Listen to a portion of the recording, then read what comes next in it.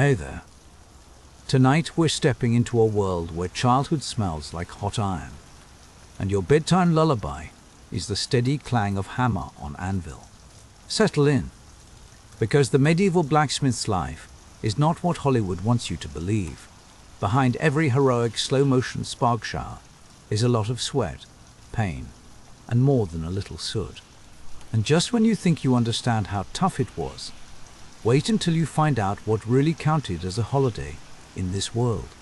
Before we settle into the heat and grit, if you actually enjoy this kind of immersive, sleep-inducing history, go ahead and hit like and subscribe. Just don't do it out of medieval guilt. I'd love to know where you're watching from and what time it is for you, so drop that in the comments. It's always wild seeing this global bedtime gathering come alive. Now's the time to dim the lights, maybe fire up a fan for that gentle background hum, and get ready for a calming journey back in time. Let's see if sleep comes easier once you've walked a mile in smoke-stained boots. You arrive in this world not as the child of kings or poets, but as a proud inheritor of the blacksmith's ancient misery. Forget silver spoons. Your family heirloom is an iron hammer and anvil-shaped calluses that seem to sprout with your first baby tooth. Even as an infant, your blanket comes pre-scented with the aroma of scorched metal and old sweat, as if the forge itself wanted to claim you from the cradle. The moment you manage to toddle a few steps without tumbling headfirst into the embers, you're promoted straight into the family business. There's no ceremony, no gentle onboarding. By 6, you're officially an apprentice. In other words, the smallest, least appreciated member of the crew, with a job description that includes soot collector, bellow pumper, and professional gopher. Your cheeks are permanently streaked with black, your fingernails are never clean, and your sense of self-worth is measured in how few times you trip over the tongs each week. Playtime? That's a concept for the children of bakers and shepherds.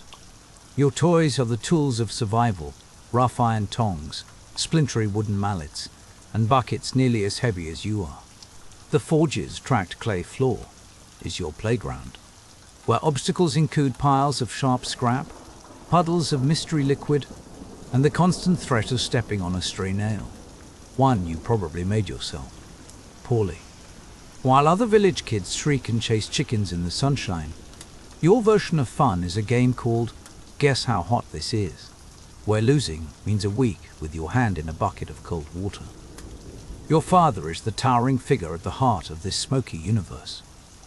He communicates mostly in growls, grunts, and the occasional barked command to hit it harder.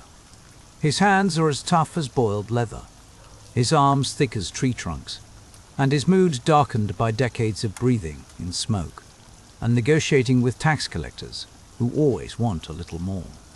He's less a gentle mentor and more a living cautionary tale about what happens when you anger the local lord by forging a slightly crooked horseshoe. Every lesson is delivered with the subtlety of an anvil dropped from a roof.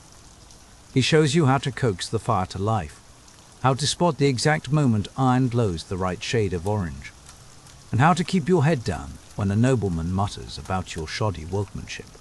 Questions are not encouraged. If you dare ask, the answer is often a flying chunk of scrap metal or a week of being ignored entirely. Observation is your only reliable teacher, and survival your constant motivator. Holidays, you say? In the world of the forge, that's a myth told to children who don't have to pump bellows until their arms go numb. The fire's never cool, because someone always needs a blade sharpened or a plowshare patched.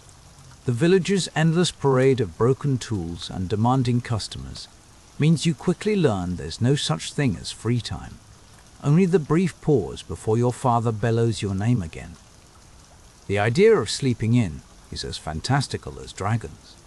You're always on call, and the only thing waiting for you at the end of a long day is more soot and the possibility of dinner.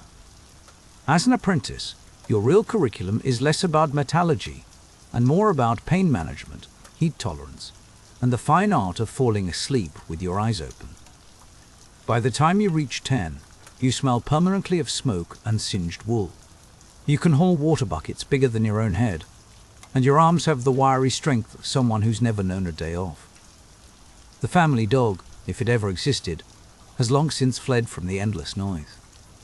This is your inheritance, not gold, not land, not even a plot in the churchyard, but a lifetime of sweat, singed eyebrows, and the relentless grind of generational duty. Childhood, for you, is a rumor. The moment you can hoist a coal scuttle without tipping over, you're in. There are no breaks, no birthday parties, no lazy afternoons. The forge is your nursery, your school, and your prison, all in one smoke-choked package. Your official title might be apprentice, but you quickly realize it's just a fancy way of saying you get all the worst jobs.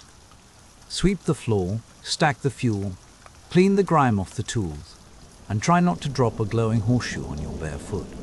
If you're lucky, you get a break to eat, but most days you're rewarded with only a grunt of approval, Blacksmith language for "you didn't ruin everything today." Payment comes in bread crusts, gruff nods, and the occasional moment of silence that passes for affection.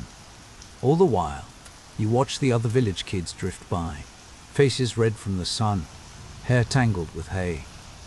You envy their carefree games, even if they reek of barnyard. They'll grow up to tend sheep or sow fields, humble work, but at least it doesn't involve glowing metal and accidental burns. You, meanwhile, spend your days making nails by hand, thousands of nails. You hammer, bend, and straighten them until your wrists ache, also someone's chicken coop doesn't fall apart. Sometimes, on a good day, your father lets you try forging something bigger. That is, right after he lists every single thing you're doing wrong. And whatever you do, never complain about being tired. That's forbidden in the forge. Fatigue is weakness, your father says, and only candles burn out. You just keep hammering, keep sweating, and, when absolutely necessary, keep tears from leaving streaks down your soot-blackened cheeks. In your father's eyes, you're not a child. You're a blacksmith in training, and the training never really ends. This is the world you inherit, and the world you're expected to pass on.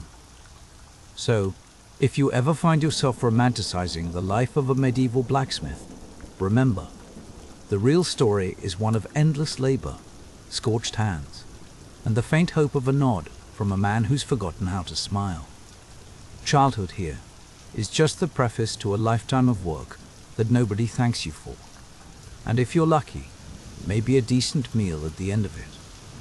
But don't get too comfortable, because in the next chapter, we'll step deeper into the forge itself, where the real battle begins, not just against the metal, but against your own body and mind. Step into the forge, and you're stepping into your life's true center.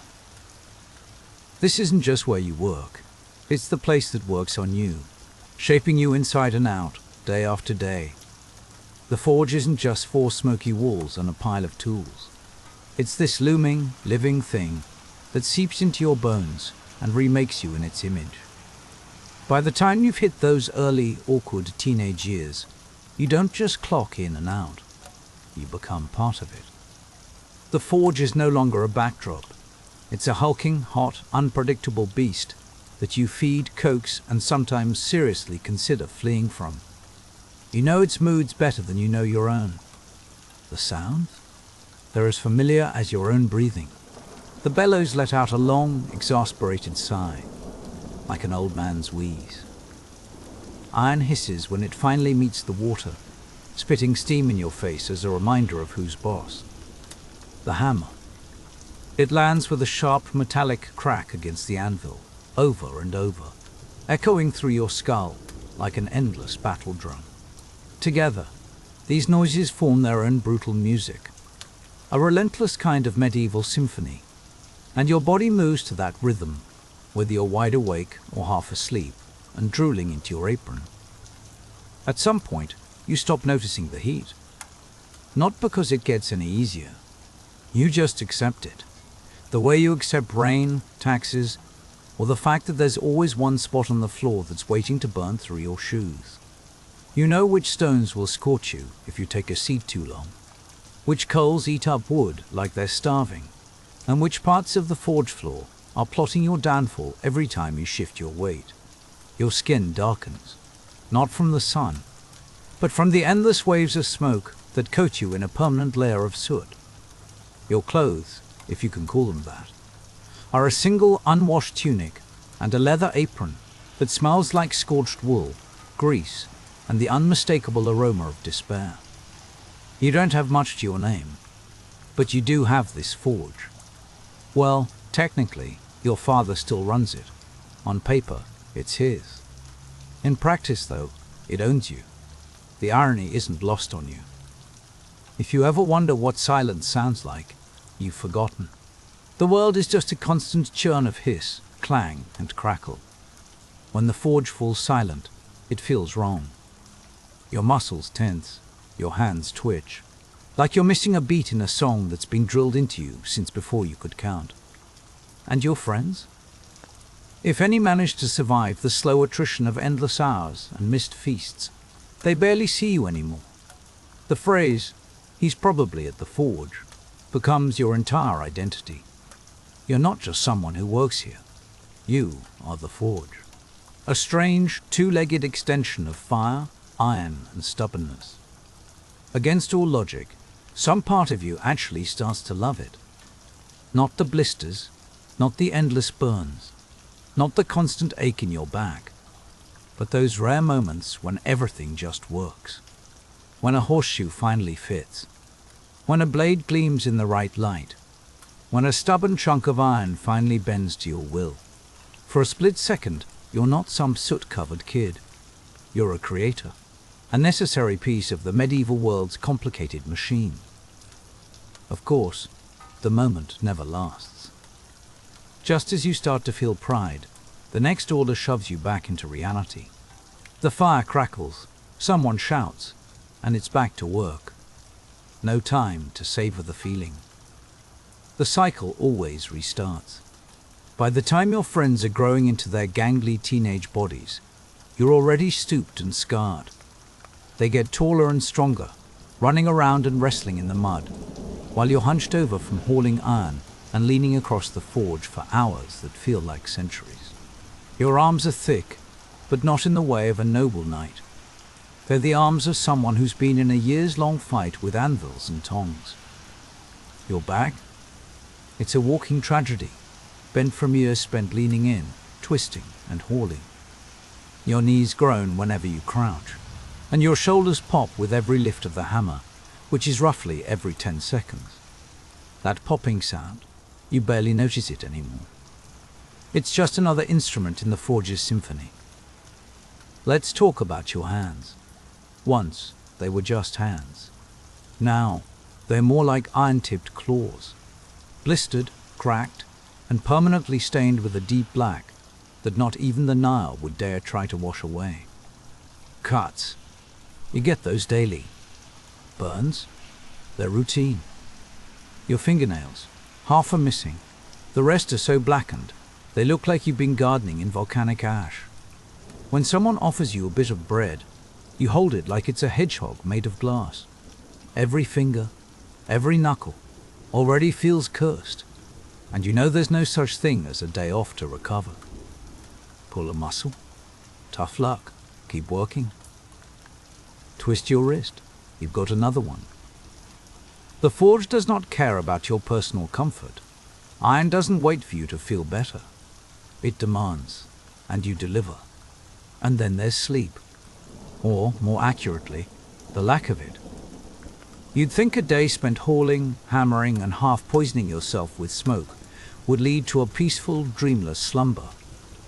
But no. Your muscles ache in ways that make lying down its own special form of torture. Your ears are still ringing, a constant echo of hammer blows that follow you into your dreams. Your arms twitch with phantom swings, as if you're still fighting invisible iron in your sleep. You hurt in places you didn't know existed. Even your pain, somehow, is in pain. And what does your father say about all this? He grunts. Good. You're learning. In a backwards way, he's right. You're not growing in spite of the pain. You're growing because of it. Just like the metal you work, you're being shaped by heat, stress, and endless repetition. But don't fool yourself. By the time you stumble into adulthood, your body feels like it's survived 2 lifetimes and barely made it out of either one. And here's the real punchline. This is only the beginning. Most people treat smoke as a problem. For you, it's just another co-worker, an especially rude one that never takes a break. The forge isn't just hot. It's a permanent choking hazard.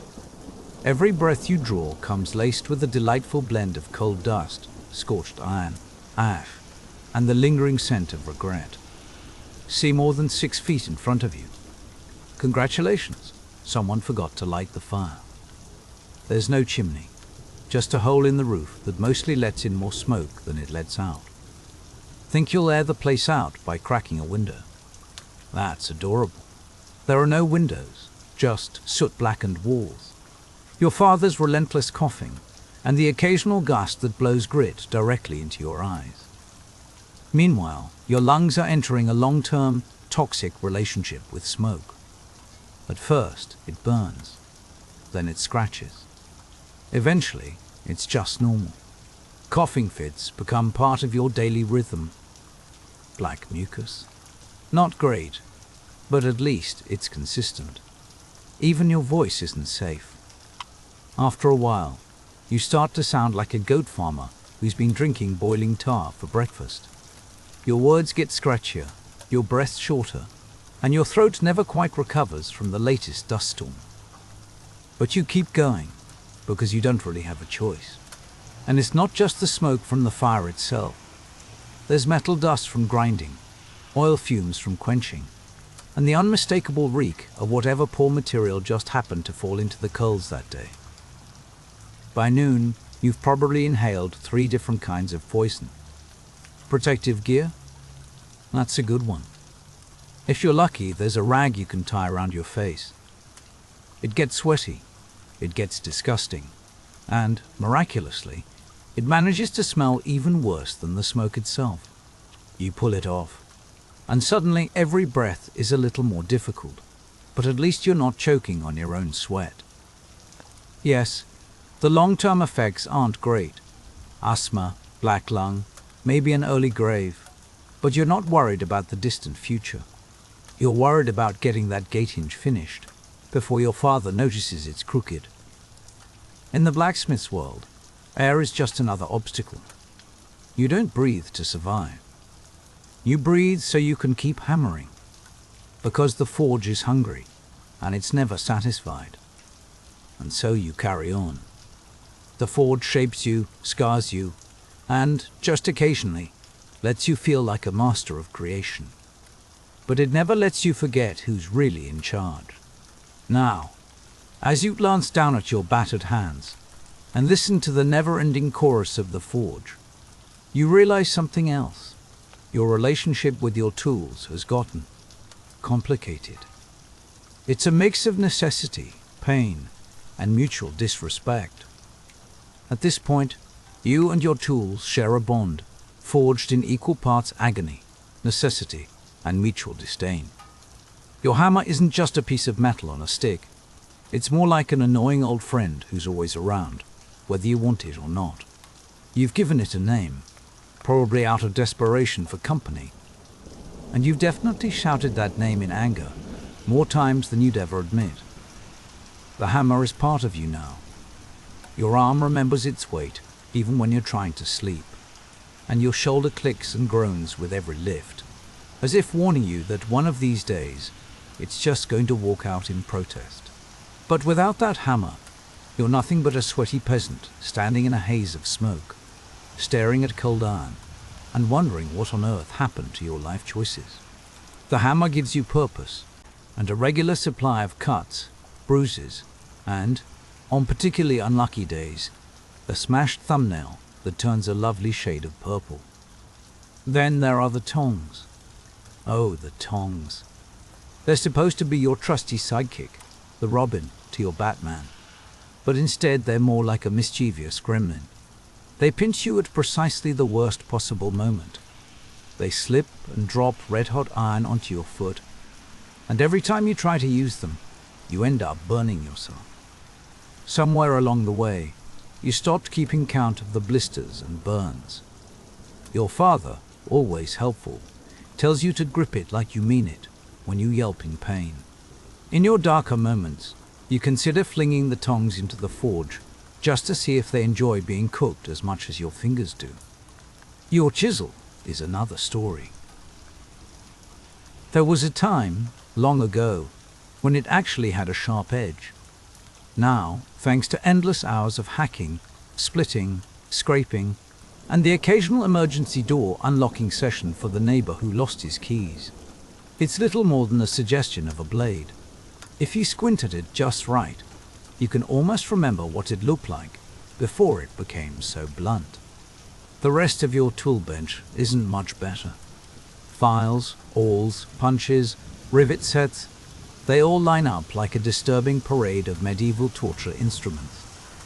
And, honestly, some days you suspect that's exactly what they are. You've been jabbed, squashed, pinched, sliced, and stabbed by every single one. Your fingers have developed a kind of sixth sense. They flinch instinctively whenever a new tool appears, because they know what's coming. Let's not forget your apron. It's supposed to shield you from the worst of the sparks and flying metal, and in a way, it does. If by protect you mean collect shards of hot iron and hold them lovingly against your belly until you smell something burning. Over the years, the apron has picked up more scorch marks than actual stitches, and when winter comes, it stiffens up so much you could use it as a door. Still, you care for these battered, traitorous tools like they're your own kin.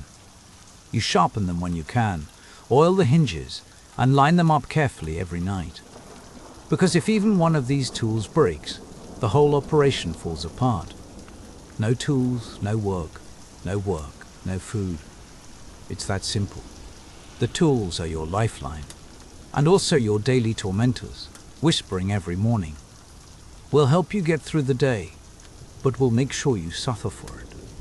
And you, ever the optimist, just grit your teeth and grab the hammer again. You don't wear a crown, don't carry a sword, don't stand at the front of the church or the town hall. You're not a knight or a priest or a lord.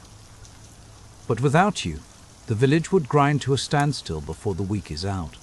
You're the blacksmith, equal parts emergency service, technical support, and roadside assistance, all rolled into one sooty, disgruntled figure who always smells faintly of charcoal and regret.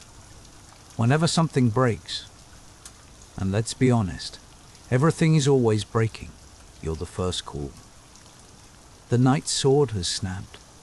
You make a new one. The farmer's plough blade is bent out of shape. That's your problem now. The monk's bell won't ring. The baker's oven door is jammed. The shepherd's gate latch is stuck. Guess who gets the knock at the forge door? Always you. And the best part? Nobody ever thanks you. Villagers show up unannounced, mid-swing, trailing mud and attitude, and act as if you've been sitting around all day, just hoping someone would bring you their problems. I know you're busy, but could you just, is the phrase that haunts your waking life. Could you just fix this? Could you just repair that? Could you just drop everything and rescue me from my own carelessness?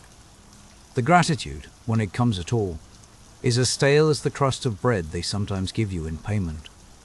If their tool works, if the gate swings shut, if the shield holds together, they give you a curt nod and vanish, as if they've done you a favor by letting you handle their mess. As for payment, well, that's always a surprise. Sometimes you get a coin, sometimes a basket of onions, or a half-rotten turnip. Once, a man paid you with a chicken so dead it might as well have been soup already. You're not just the fixer of things that break, you're also the fixer of things that never belonged to you in the first place. Bent hinges from someone's ill-advised attempt at acrobatics. You fix it. Broken daggers from late-night tavern brawls. You fix those too. Mysterious chunks of iron that nobody can identify but everyone agrees are vitally important. Still your problem. And yet, when the villagers gather to pass out praise, it's always the knight, the priest, or the miller with the extra fat goat who get the applause. You? You're just part of the scenery, the ever-reliable background noise that keeps the world from falling apart. But you know the truth. You may not get the songs or the glory, but without your hands and your forge, this whole place would crumble in a matter of days. The fields would go untended, the houses would fall into ruin, the horses would limp, and the carts would splinter. Nobody sings your name, but you're the invisible thread holding the whole tapestry together. Now, you'd think peace would be good news.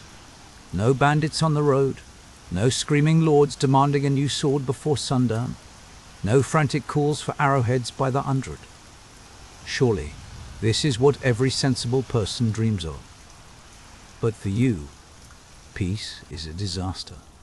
Because sure, you can bang out plowshares and mend hinges, but when there's fighting, there's real money to be made.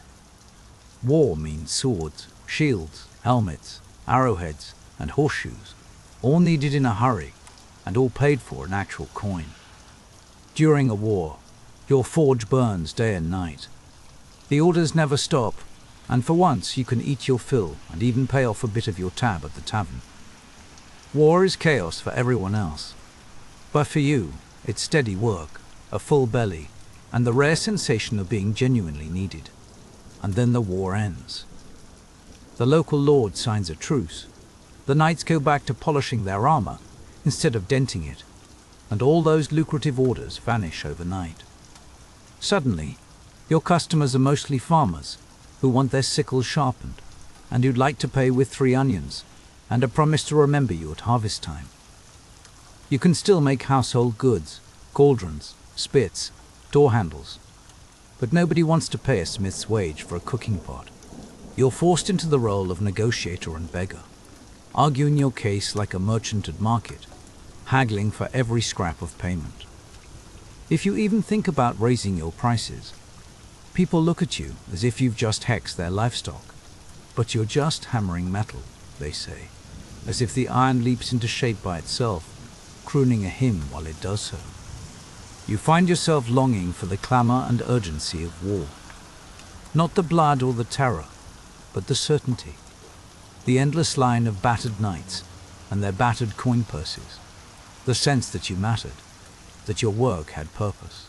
Now you're patching up pots that should have been melted down years ago, and fixing tools so ancient that they probably belonged to your great-grandfather. Peace, for everyone else, means rest and comfort. For you, it means uncertainty, and the gnawing worry of how you'll fill your belly next week. You'd never say it out loud, but somewhere deep inside, you hear a little voice whisper, maybe just a tiny conflict. Nothing major. Just enough to break a few swords and pay the rent. Some jobs have a finish line. You complete the task, you get a pat on the back, maybe even a hot meal. Blacksmithing offers no such mercy. The work is never done. Not today, not tomorrow. Not even when you finally collapse into bed and try to sleep. Fix one problem, and 3 more appear. Mend a gate, and a cartwheel promptly disintegrates. Finish a batch of nails, and someone immediately appears to demand 10 more, but longer. And could you make them by tonight? And sorry, can't pay until the harvest. You rise before dawn, and go to bed long after the stars are out. And even then, your mind keeps turning, hammering away at all the work left undone. You dream of bellows and fire, of sparks and smoke, and of that one customer who still owes you a few eggs and a proper thank you. The quick jobs, they're never quick. Someone walks in, clutching a mangled rake.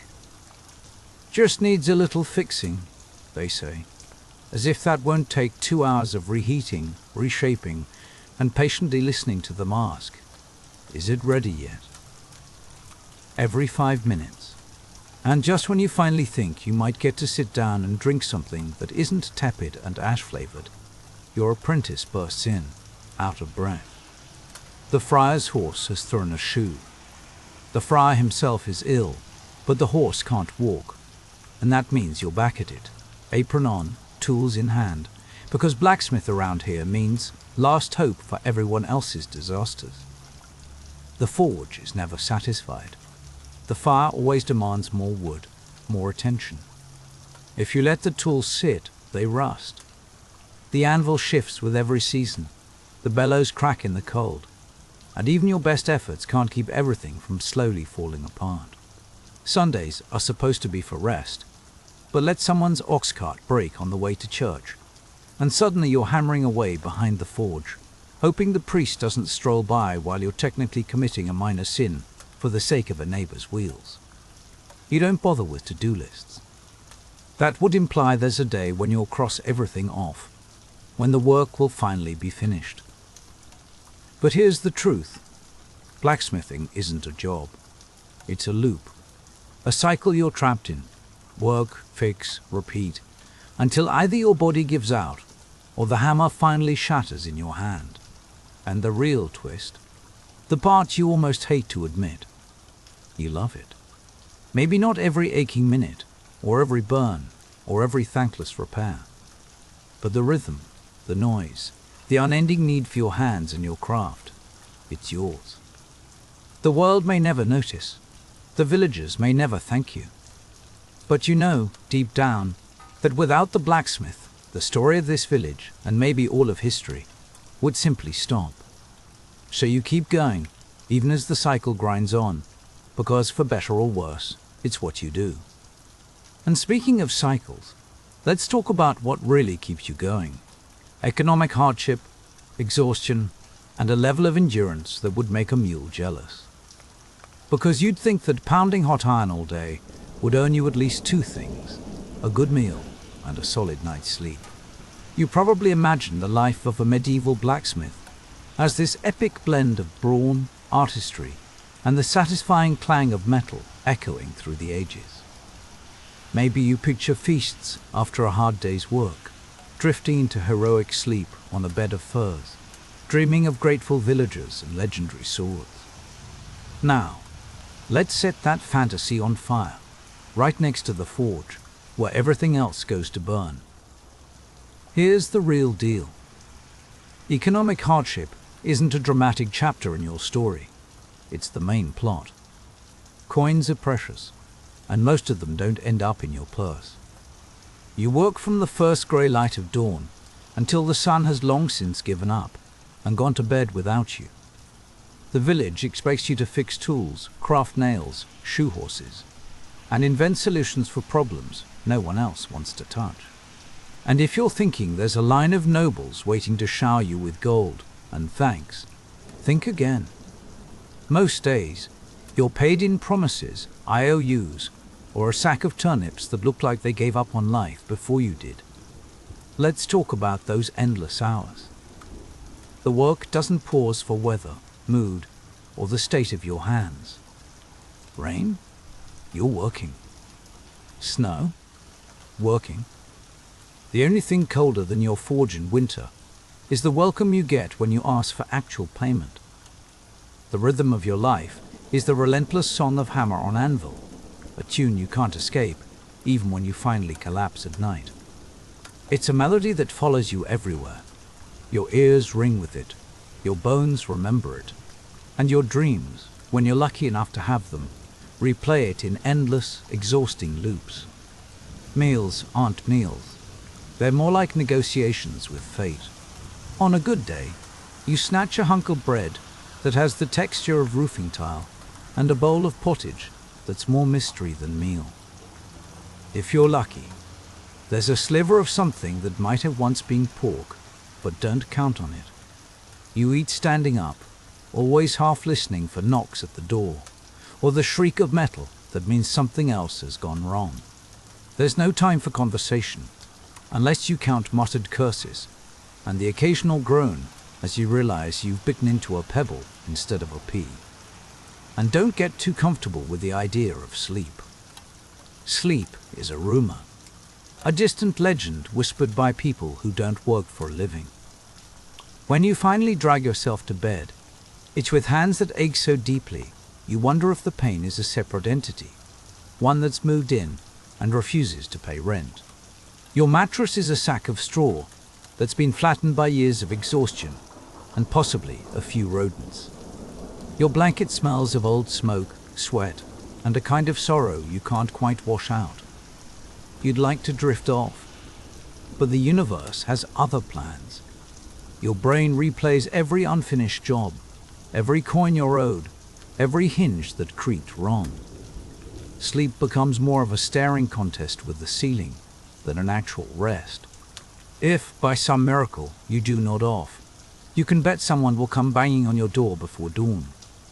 Maybe it's a panicked farmer whose plow snapped in half, or a frantic noble servant with a broken sword that apparently can't wait until morning. You're expected to fix it all, no matter the hour, no matter your state. In this world, your needs are always second to someone else's emergency. Let's talk about your hands. You might vaguely remember a time when your fingers were soft, maybe back when you were a child, before you learned what it meant to live at the anvil's mercy. Now, your hands are a map of suffering. The skin is thick, calloused, and split in places you didn't know could split. Knuckles swollen, joints stiff. Your grip is iron, but your dexterity is shot. You can crush walnuts with casual malice, but try threading a needle, and you'll wish you had a squire for such delicate tasks. Every day brings new injuries. A chipped blade catches your palm. A careless swing leaves a bruise that blooms purple and green. There's always a cut, a scrape, a burn. Some burns are just fleeting reminders, a hiss, a sting, a mark that fades. Others are deeper, branding you in places no one else sees. You've stopped counting your scars. They're just part of the uniform now. If you're lucky, you keep all your fingernails. But luck is rare in this line of work. You patch yourself up with strips of cloth and muttered insults to the gods of iron. You don't have time for proper healing. Rest is for the dead, or for people who don't have deadlines. You keep moving, keep hammering, keep enduring, because there's always someone waiting for the next thing only you can make. Pain, at this point, is more companion than enemy. It rides along with you, sometimes sharp, sometimes dull, always there. Your body adapts. You stop noticing the little hurts, only pausing when something really spectacular happens, like when your thumb turns black and you spend 2 weeks inventing new curses while you work one-handed. You never stop. You just shift, adjust, and keep going. And through all of this, you get very little thanks. The village needs you, but they don't always appreciate you. You're the background noise of progress, the invisible hands that keep things running while others sleep, eat, and complain about their own, much cleaner, much softer problems. Yet still, you endure. Because in this world, endurance is the real currency. You learn to live on scraps of food and snatches of sleep, to find a kind of grim pride in what your hands can survive. You keep the fire burning, even when your own fuel is running low. The work is never truly done.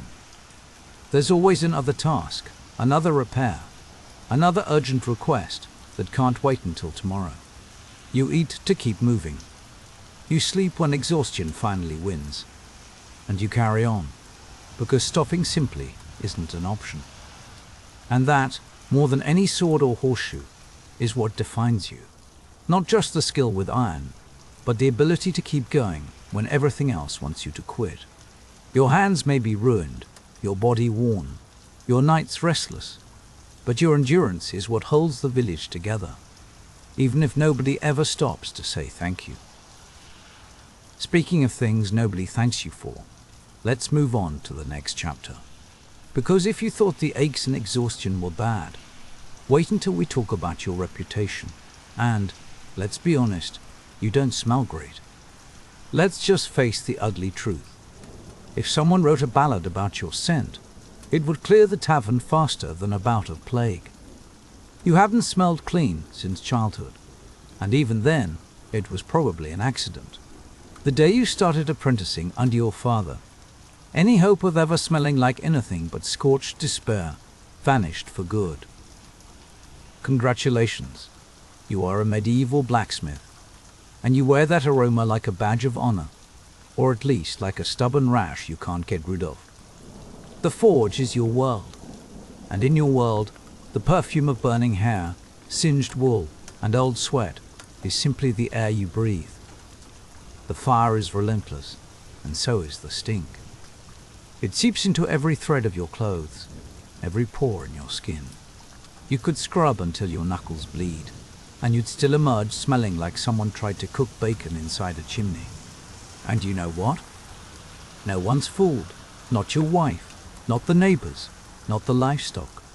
Especially not the livestock. Baths are mostly theoretical, a luxury reserved for feast days or the aftermath of particularly bad illnesses. Water is freezing. And let's be honest, why bother? You'll be black with soot and dust again before the rooster crows. You live in a cycle of sweat, dirt and smoke. And if you ever did show up clean, folks would probably assume you were sick. Your wardrobe isn't doing you any favors either. You wear the same scorched tunic and battered leather apron every day, both of them bearing the memories of 1,000 burns, spills, and failed attempts to pick up something hot with your bare hands. Protective clothing. In your world mostly means clothes so saturated in grime that even flames hesitate to touch them. The last time your apron saw actual soap, someone dropped a mug of ale on it before you'd even finished drying it by the fire. Now, it simply hangs on you like a crusty badge of survival. Don't even think about perfume. You tried pine needles once.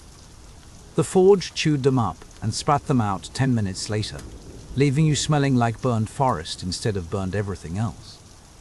Wild flowers wilt as you walk by. Bread goes stale in your presence.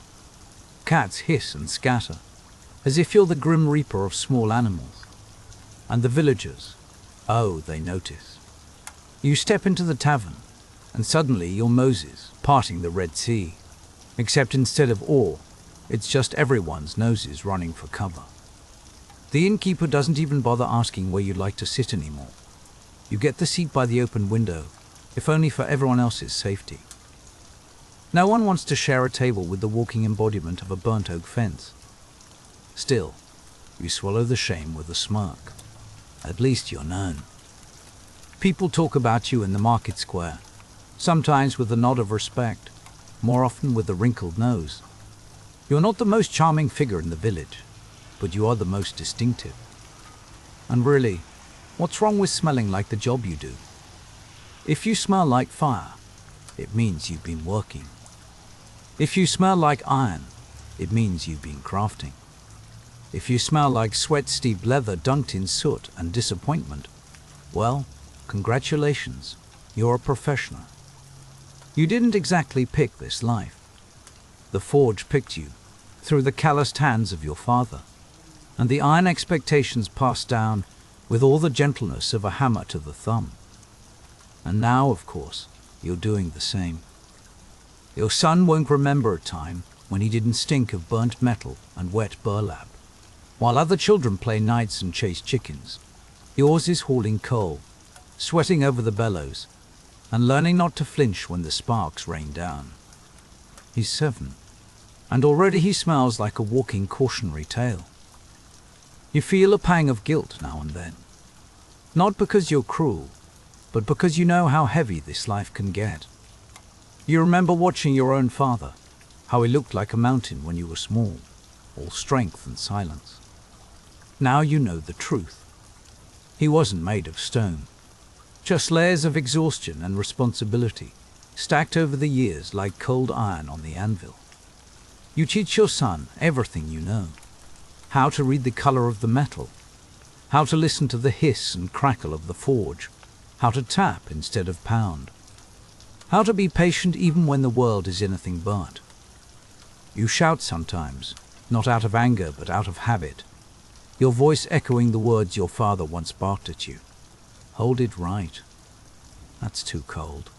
Don't cry. It's only a burn. You try to soften it when you can. A story by the fire here, a piece of dried fruit there. But tenderness doesn't last long in the forge.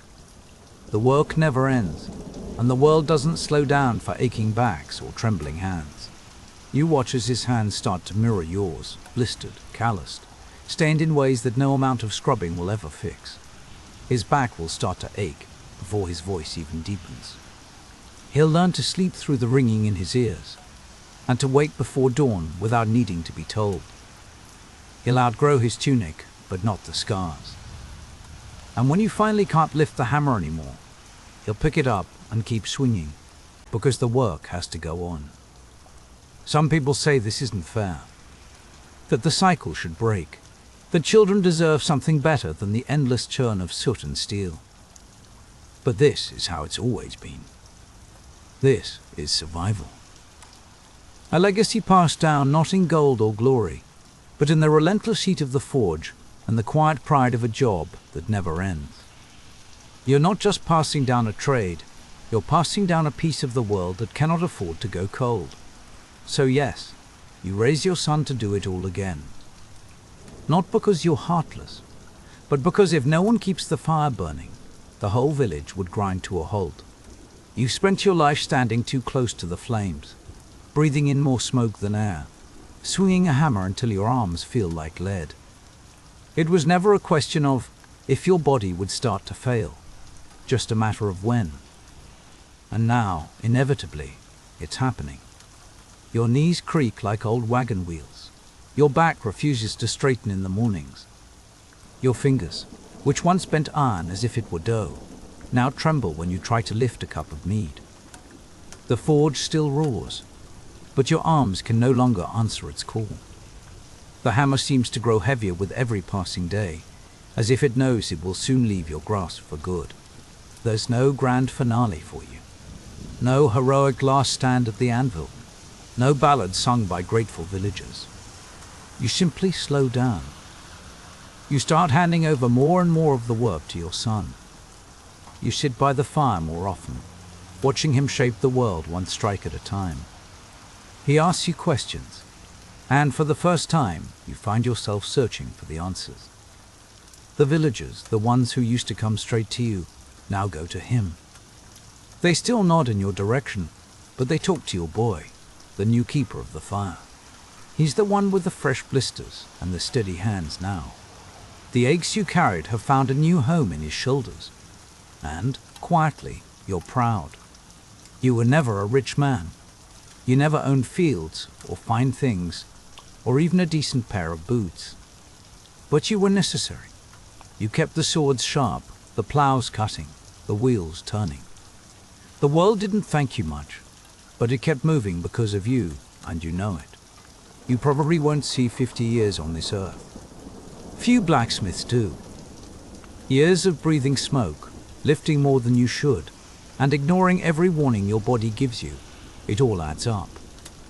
When you finally go, you'll leave behind no fortune, no fine house.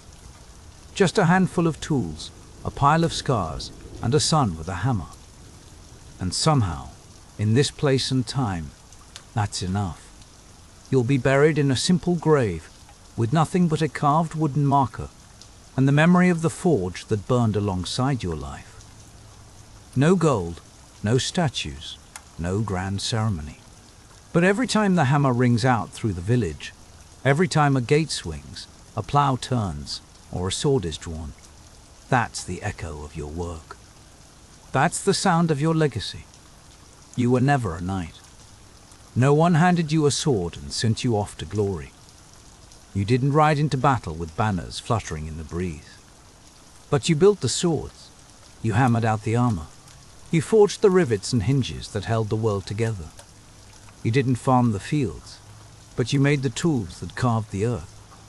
You didn't bake the bread, but you built the ovens that turned grain into food.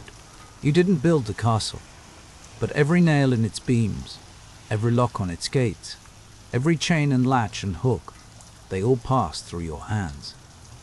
People walk past your forge, see the smoke, wrinkle their noses at the smell, and hurry on.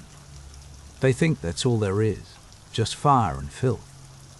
But inside there's music, the rhythm of the hammer, the roar of the flames, the hiss of steam when hot metal meets water.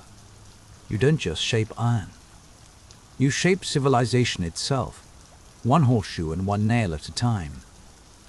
Long after your hands have gone still, the fire keeps burning. Your son lifts the hammer. Your grandson learns the colors of heat. Your name might fade from memory, but the things you made, those last. They pass from hand to hand, generation to generation, long after your story is forgotten. You were never crowned, never hailed as a hero. No bard sang your praises in the market square. But without you, nothing worked. No wheels turned, no armies marched, no homes were safe. You were the quiet foundation beneath all the grand stories.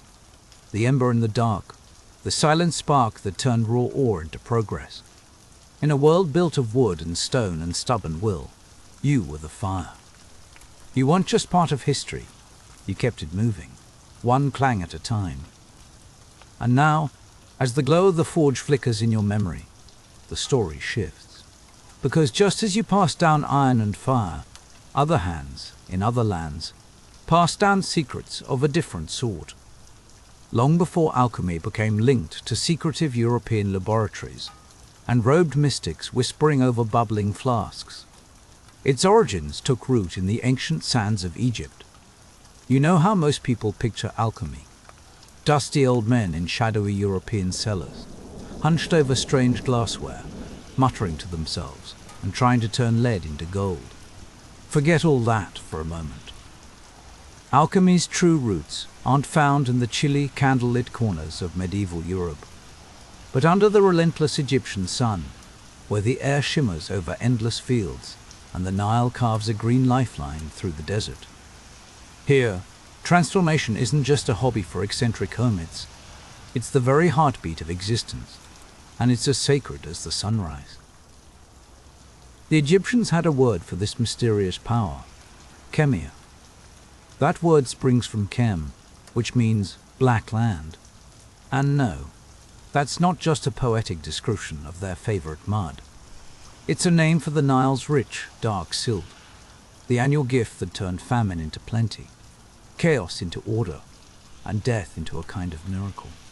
The Egyptians saw black not as the absence of life, but as its promise, a color bursting with potential, the raw stuff from which all things could be made and remade. So, when you step into ancient Egypt, you're not just walking on dirt. You're treading the original stage for history's grandest magic trick, transformation.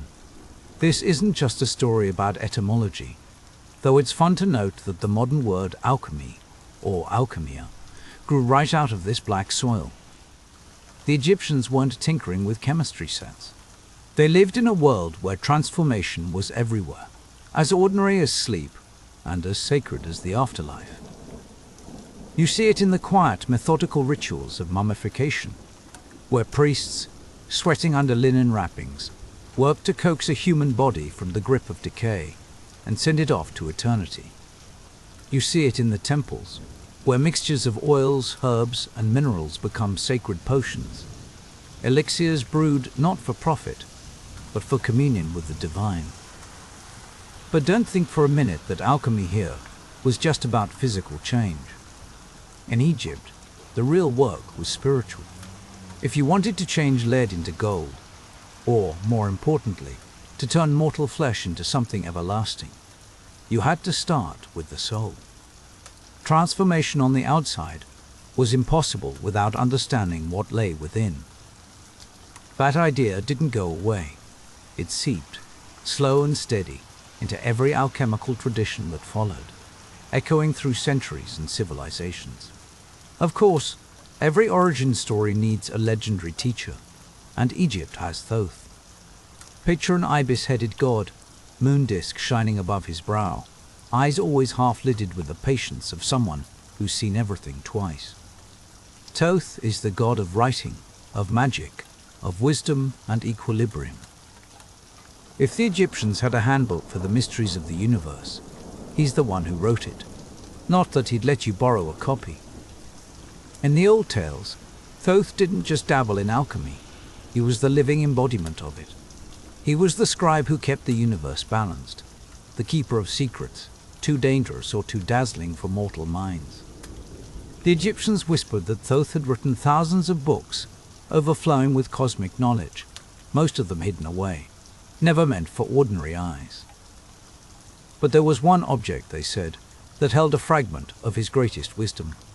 A simple slab, small enough to hold, but heavy with meaning, the Emerald Tablet. According to legend, this tablet contained the ultimate secrets of transformation, the recipe for turning not only lead into gold, but ignorance into enlightenment. But before we chase that legend any further, let's be clear about one thing. Alchemy didn't start as a get-rich-quick scheme for medieval gold diggers. It began as the sacred science of life itself, the fire that sparked every later quest for knowledge, from ancient Persia to bustling Paris. Egypt was not just the setting, but the crucible. And if you're searching for the true midwife of alchemy, you'll find him with an ibis head and a moon for a crown, scribbling quietly at the world's edge. In the end, Egyptian alchemy is less about laboratory glass and more about the eternal cycle, birth, death, rebirth.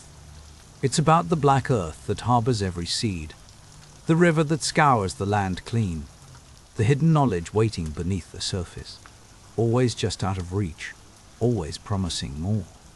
And so, as we leave the banks of the Nile and follow the thread of this ancient wisdom eastward, listen closely.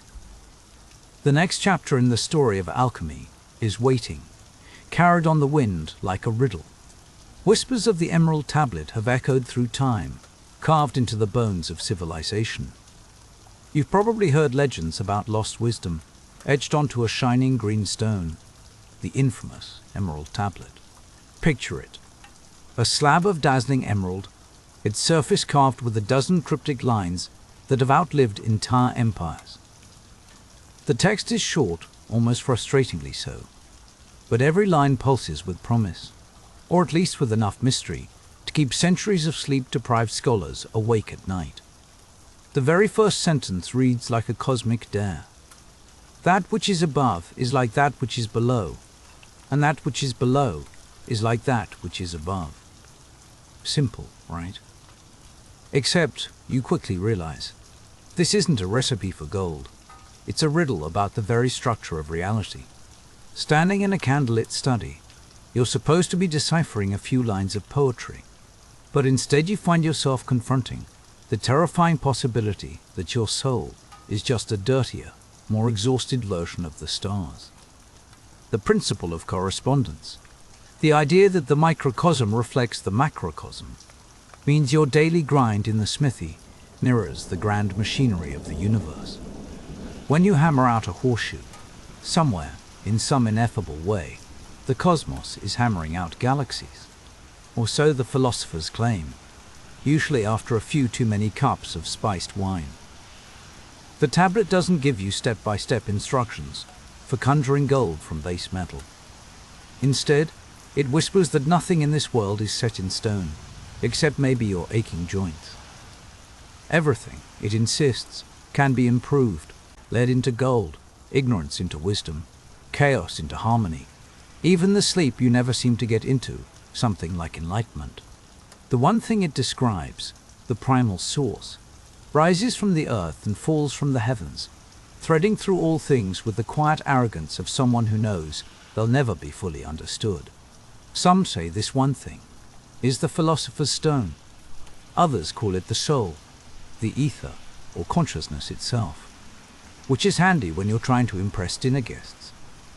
But here's the real punchline. The Emerald Tablet's power lies not in what it says, but in who can actually understand it. You can't just be a bookworm with good handwriting. You have to become a seeker, one of those rare souls willing to lose sleep, wrestling with riddles instead of sheep. And, as Egypt's old gods and pharaohs crumbled into dust, this riddle, this sacred torch, drifted east, carried by traders, scribes, and exiles. It crossed the desert, slipped into the libraries and workshops of Persia, and quietly seeded a revolution in the way people saw matter, spirit, and the endless work of transformation. You don't just inherit a text, you inherit a lens that changes how you see your own thankless labor and the entire world. So, as the last light of Egypt's golden age flickers out, the emerald tablet makes its leap into new hands and new lands. And that's where you find yourself, on the threshold of Persia, where alchemy is about to get a whole new life. You're standing in the dust and glow of a dying Egypt, surrounded by the scattered embers of ancient wisdom. But here's the thing about knowledge. It never really dies. It travels. It slips through cracks, hides in scrolls, and hitches a ride with the next caravan heading east. Before you know it, you're following the winding roads out of Egypt, past the deserts, into the heart of Persia. A place where the air itself seems to shimmer with stories. And every city square is thick with the scent of incense, sweat, and ambition. Now, don't fool yourself into thinking this was just a straight handoff, as if the Egyptians simply labeled their scrolls to Persia with love. No, what happened in Persia was a full-on transformation. Imagine alchemy as a lump of clay, and Persia as the potter's wheel, spinning, reshaping, breathing new philosophy into its form. The backbone of Persian alchemy was toughened by Zoroastrianism, a faith so old it makes most religions feel like recent startups. At its core sits a world split down the middle, light versus darkness, truth against lies, and purity battling corruption. If you think that sounds like a moody teenager's worldview, you're not wrong. But for the Persians, it was a cosmic struggle, and the element of fire was their superstar. Fire wasn't just for burning things or lighting up a cold night. It was holy. It blazed in temple hearths, flickering as a symbol of divine insight.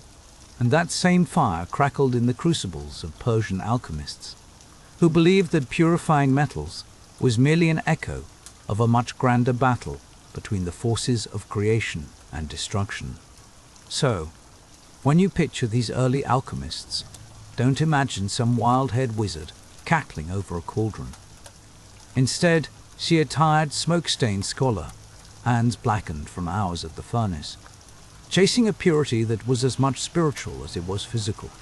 But just as you're settling into this mystical Persian scene, in walks a Greek-Egyptian mystic named Zosimos of Panopolis, a man whose beard probably had its own zip code. Zosimos, living in Roman Egypt around the 3rd or 4th century, was no armchair philosopher. He was part chemist, part visionary, and part sleep-deprived dreamer. His writings are packed with technical details about furnaces and distillation, but then they take a hard left turn into wild, surreal visions. In one particularly famous dream, Zosimos finds himself chopped up, tossed into a furnace, and transformed by fire. Not exactly your typical bedtime story, unless you prefer your sleep stories extra weird. But here's the twist. Zosimos doesn't wake up screaming. He sees this bizarre dream as sacred, a metaphor for the death of the old self and the forging of the new. To him, alchemy isn't just about turning lead into gold. It's about burning away your impurities, getting broken down, and coming out the other side as someone or something better. The entire process is a spiritual journey, with the laboratory standing in for the soul. It's less about secret formulas, and more about the agony and discipline required to transform yourself. If you thought self-improvement was a modern obsession, Zosimos would like a word. Zosimos' texts are a fever dream of symbols, lions eating snakes, people dissolving into colorful vapors, gods stepping out of fire. Try using that as a study guide and see how far you get. But underneath all the cryptic metaphors, his message is clear. True wisdom can't be bought or crammed into your brain overnight. It has to be earned, usually through a lot of confusion, frustration, and a touch of madness. The alchemist's path in Zosimos's world is paved with sweat, discipline, and the occasional existential crisis. His ideas didn't just echo through the dusty libraries of Egypt and Persia.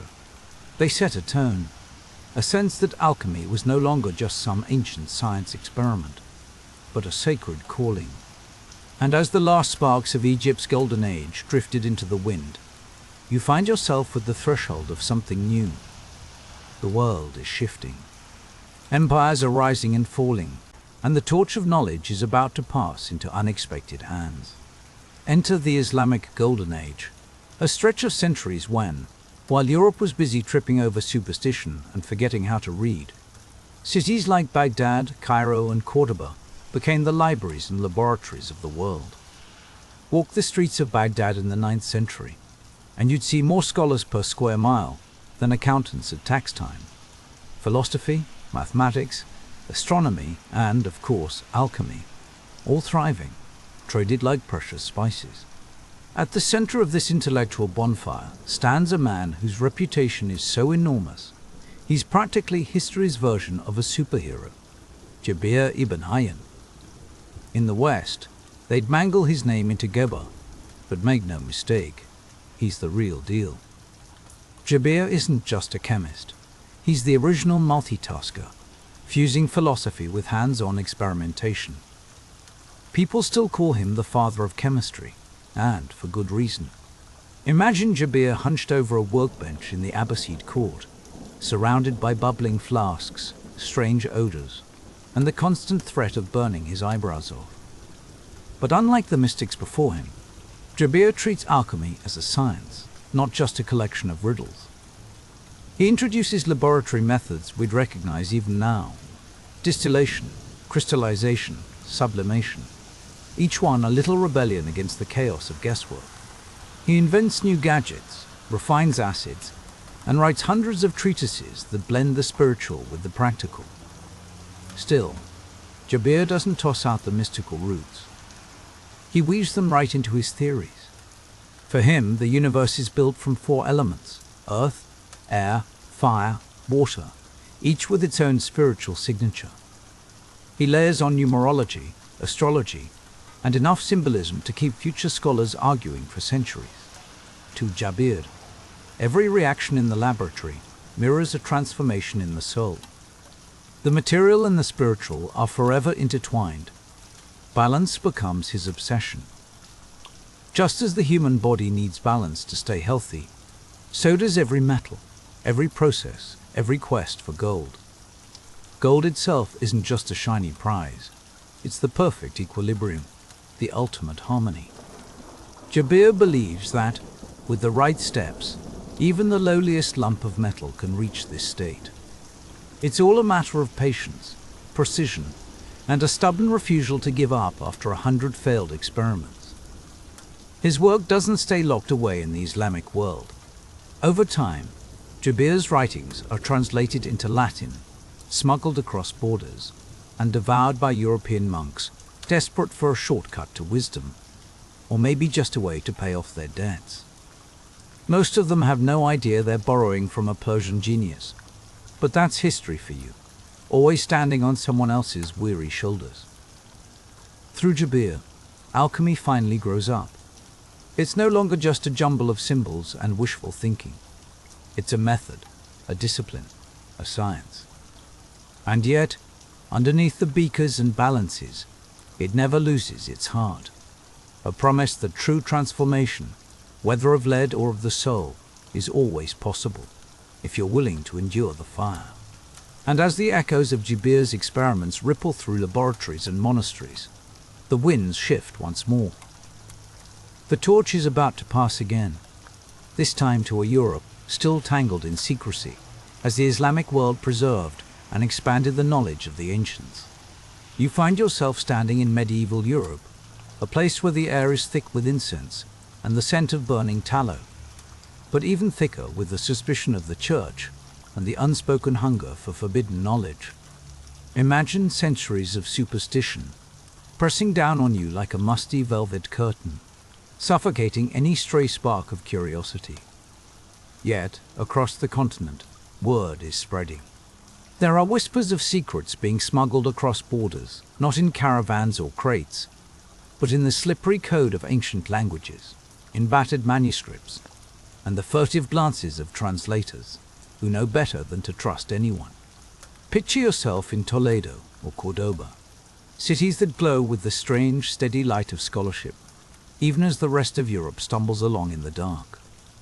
Here, Jews, Christians, and Muslims crowd together in cramped rooms, hunched over stacks of parchment, squinting by candlelight as they try to untangle the dense, looping script of Arabic treatises. You can almost hear the muttered curses as a translator puzzles out the difference between a recipe for sulfur of mercury and a prayer for protection against boils. Jabir ibn Hayyan, Zosimos of Panopolis, and the ever-present ghost of Aristotle all make their appearances, not as statues or saints, but as voices in the margins, arguing in footnotes, contradicting each other across the centuries. Now, listen. It's the 12th century, and Europe is hungry for something more than relics and relic sellers. The rediscovery of knowledge, especially the ancient art of alchemy, is less of a gentle awakening and more like a thunderclap tearing through the fog of ignorance. But what arrives isn't neat, labeled, and convenient. Alchemy comes in like a storm, full of contradictions, part proto-science, part spiritual fever dream. It is not just about turning lead into gold. It's about transforming everything, metal, mind, and, if you're foolish or brave enough, the soul itself. Envision monasteries that double as laboratories. Behind the safe, well-worn covers of sacred scripture, monks squirrel away strange, coded texts. They aren't just praying for salvation. They're quietly mixing chemicals, trying to purify base metals, and, let's be honest, themselves too. In these flickering candle-lit cells, alchemy becomes an obsession. The whispered hope that everything low and rough could become something shining and immortal. You can almost smell the tang of sulfur and desperation. At the heart of all this, there's one idea that takes hold and refuses to let go. Transmutation. If you can turn lead into gold, what can't you do? Could you turn a peasant into a prince? Could you, in some roundabout way, cheat death? The church, always attuned to threats both real and imagined, starts to shift in its seat. Because alchemy doesn't just threaten the price of gold, it threatens the whole cosmic order. If anything can change, then nothing is safe, not even the church's hold on eternity.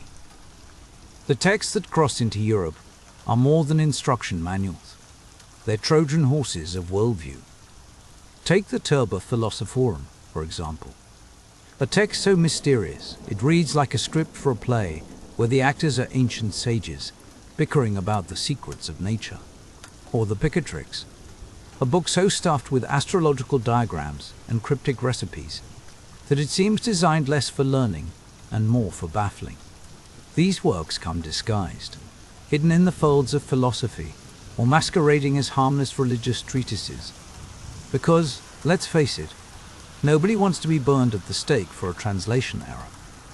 You watch as these ideas take root in the minds of restless scholars and ambitious monks. The church tries to keep a lid on this bubbling cauldron of heresy, but the allure is too strong. Alchemy offers a secret road to perfection, a road that doesn't pass through the cathedral doors. The promise is almost too good to resist, a shortcut to divinity, neatly sidestepping the slow grind of penance or the tedium of being born into the right family. By the late Middle Ages, the torch of alchemy has passed fully into Europe's hands. The flame that once flickered in Egypt, Persia, and Baghdad now burns, albeit a bit erratically, in castles, monasteries, and behind the locked doors of secret societies. Alchemy is no longer just a subject to study. It's a holy quest, a full-blown mania.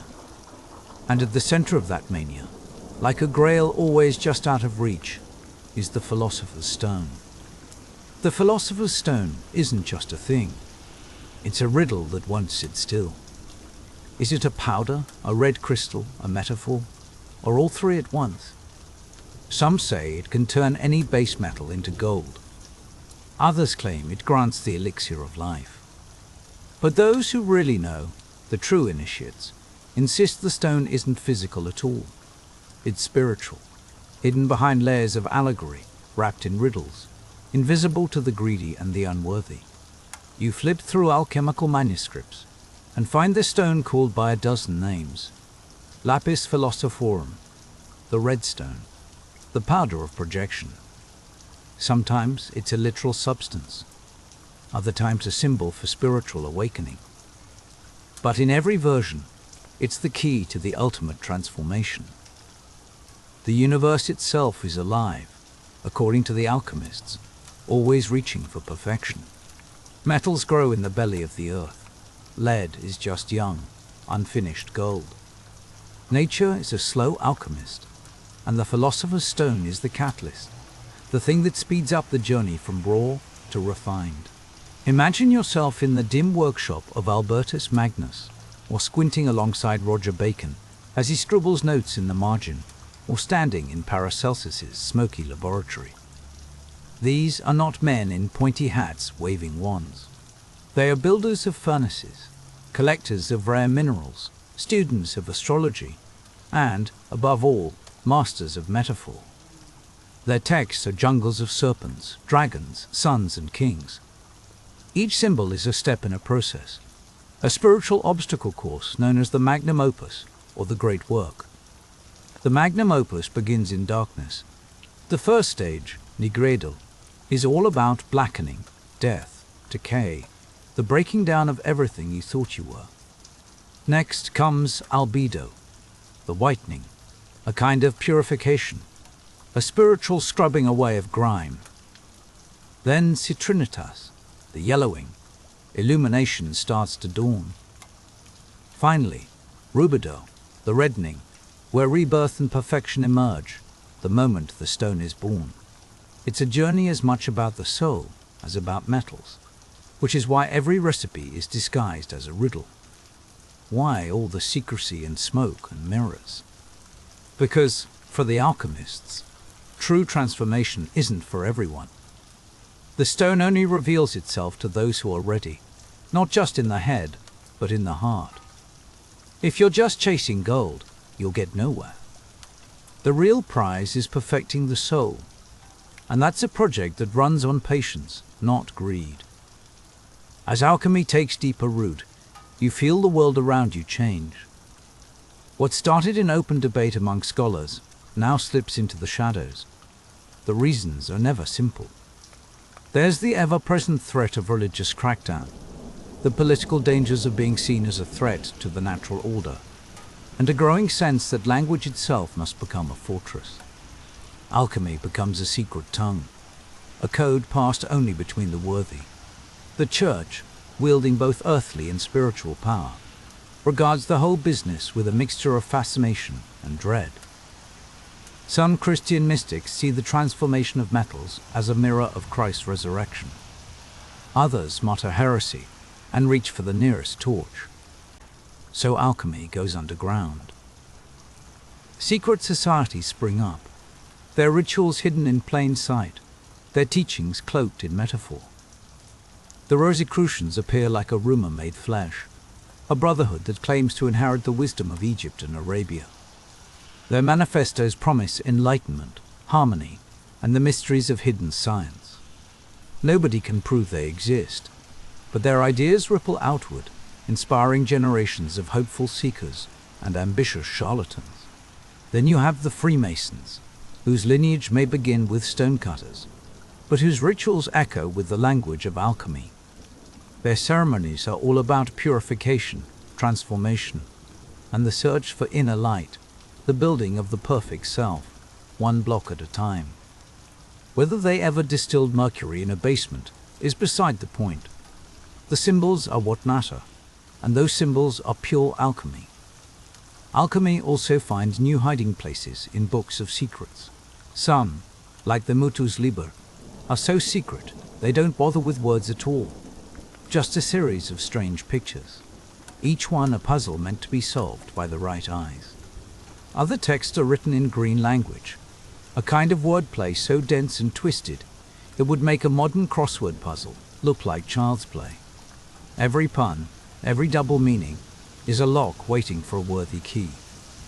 For the alchemist, life becomes double-sided. By day, you're a monk, a scholar, a physician, dutiful, unremarkable, blending in.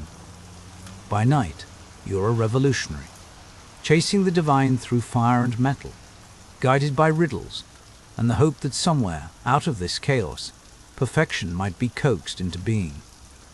The irony is that the secrecy that once threatened to choke alchemy is what keeps it alive. Like a coal hidden beneath a mound of ash, the tradition smolders, passed quietly from master to apprentice, whispered in the dark, surviving the centuries by never revealing too much at once. And in these hidden places, alchemy keeps evolving, not just as the ancestor of chemistry, but as a philosophy for living, a secret hope that transformation is always possible, even if you're just a blacksmith dreaming of something more than soot and sore muscles. But nothing in history stays hidden forever. The secret societies, the coded manuscripts, the endless metaphors, they can only hold back the tide for so long. Because as Europe stumbles toward the modern age, a new force is rising. This force will dissect alchemy, claim its tools, and leave its symbols behind. And so, as we move forward, you'll see how the quiet, smoky laboratories of the alchemists give way to the bright, open halls of science. By the 17th and 18th centuries, a quiet revolution was brewing, one that would both inherit and bury the legacy of alchemy. By the time you stagger into the 17th century, you can feel the ground shifting beneath your feet, though it's less a dramatic earthquake and more like the slow creak of a door that's been stuck for centuries. Something is stirring in the dusty corners of old laboratories, something that sounds suspiciously like reason. Welcome to the Age of Enlightenment, where candlelit cellars and cryptic symbols reluctantly yield to bright rooms, sharp-eyed skeptics, and the relentless tick of scientific clocks. You used to whisper secret recipes for immortality over bubbling cauldrons. Now, you find yourself squinting at glass beakers, nervously recording what actually happens, not what you hope the stars are telling you. The language is different. Gone are the riddles about dragons and the sun's secret marriage to the moon. In their place, you're handed a vocabulary of empiricism, logic, and, most suspiciously, repeatable results. Alchemy doesn't die with a bang. It doesn't get denounced and dragged out in chains. Instead, it fades, slowly, like a dream you can't quite recall by breakfast. Its last great magicians become the first modern scientists, though they might deny it with a wink. They simply trade in their philosopher's stones for scales and balances. Instead of searching for spiritual gold, you're now measuring acids, collecting gases, and keeping your eyebrows respectfully singed. Let's talk about Robert Boyle, whose name echoes through the halls of history like a well-thrown brick. In 1661, with his book The Skeptical Chemist, Boyle quietly moves the goalposts. He declares that matter is made of tiny particles, atoms, not elements with secret personalities. He doesn't jeer at the alchemists. He simply strips away the poetry, leaving only the hard bones of natural law. Transformation, yes, but now it's measured, weighed, and explained, not sung to by moonlight. Soon, Antoine Lavoisier arrives with a flair for decapitation of old ideas, at least. He discovers oxygen's role in combustion and tosses the ancient four elements out with yesterday's bathwater. Before long, the periodic table starts to take shape, an orderly cabinet for the chaos that alchemy once called home. The laboratory becomes a secular temple, its sacred flames now blue and hissing, not mystical and golden. You can almost hear the old alchemists grumbling, as their secret societies are replaced by government-funded labs and the philosopher's stone, once the prize of dreamers, is swapped for the Bunsen burner. What was once mystical becomes mechanical, and transformation is no longer holy, it's homework. But here's the twist that no one wants to admit. Chemistry, that smug upstart, owes everything to alchemy. The glassware, the curiosity, the relentless urge to poke and prod at the world's secrets. They all come from centuries of sleepless alchemists, hunched over smoky furnaces and muttering about the unity of all things. Alchemy walked so. Chemistry could sprint, even if chemistry now pretends it invented the whole idea of transformation. The world is changing fast. Factories rule, governments demand productivity, and riddles are replaced by quarterly reports. The old fires get banked, the lodges shuttered, and the eternal quest for meaning is traded for the race to manufacture soap, steel, and synthetic dyes. Yet, if you listen closely, you'll still catch the soft, persistent heartbeat of alchemy. It lingers in the corners, in the unspoken hope that matter isn't the only thing that can be changed. Maybe the world has turned to chemistry for answers, but some still drift back to alchemy in their dreams, searching for a different kind of gold. Because some fires, once lit, never truly die out. They just burn quietly, down in the hidden layers, waiting for someone willing to look beneath the surface. And as you step away from the cold, bright glare of scientific progress, you might wonder, what did we lose when we stopped believing in transformation? Alchemy may have vanished from the halls of science, but it never truly died. You might think alchemy belongs to the world of dusty tomes and forgotten laboratories, a relic stashed away with the rest of boring history in some university basement. But the truth is, it never really disappeared. It just did what it always promised. It transformed.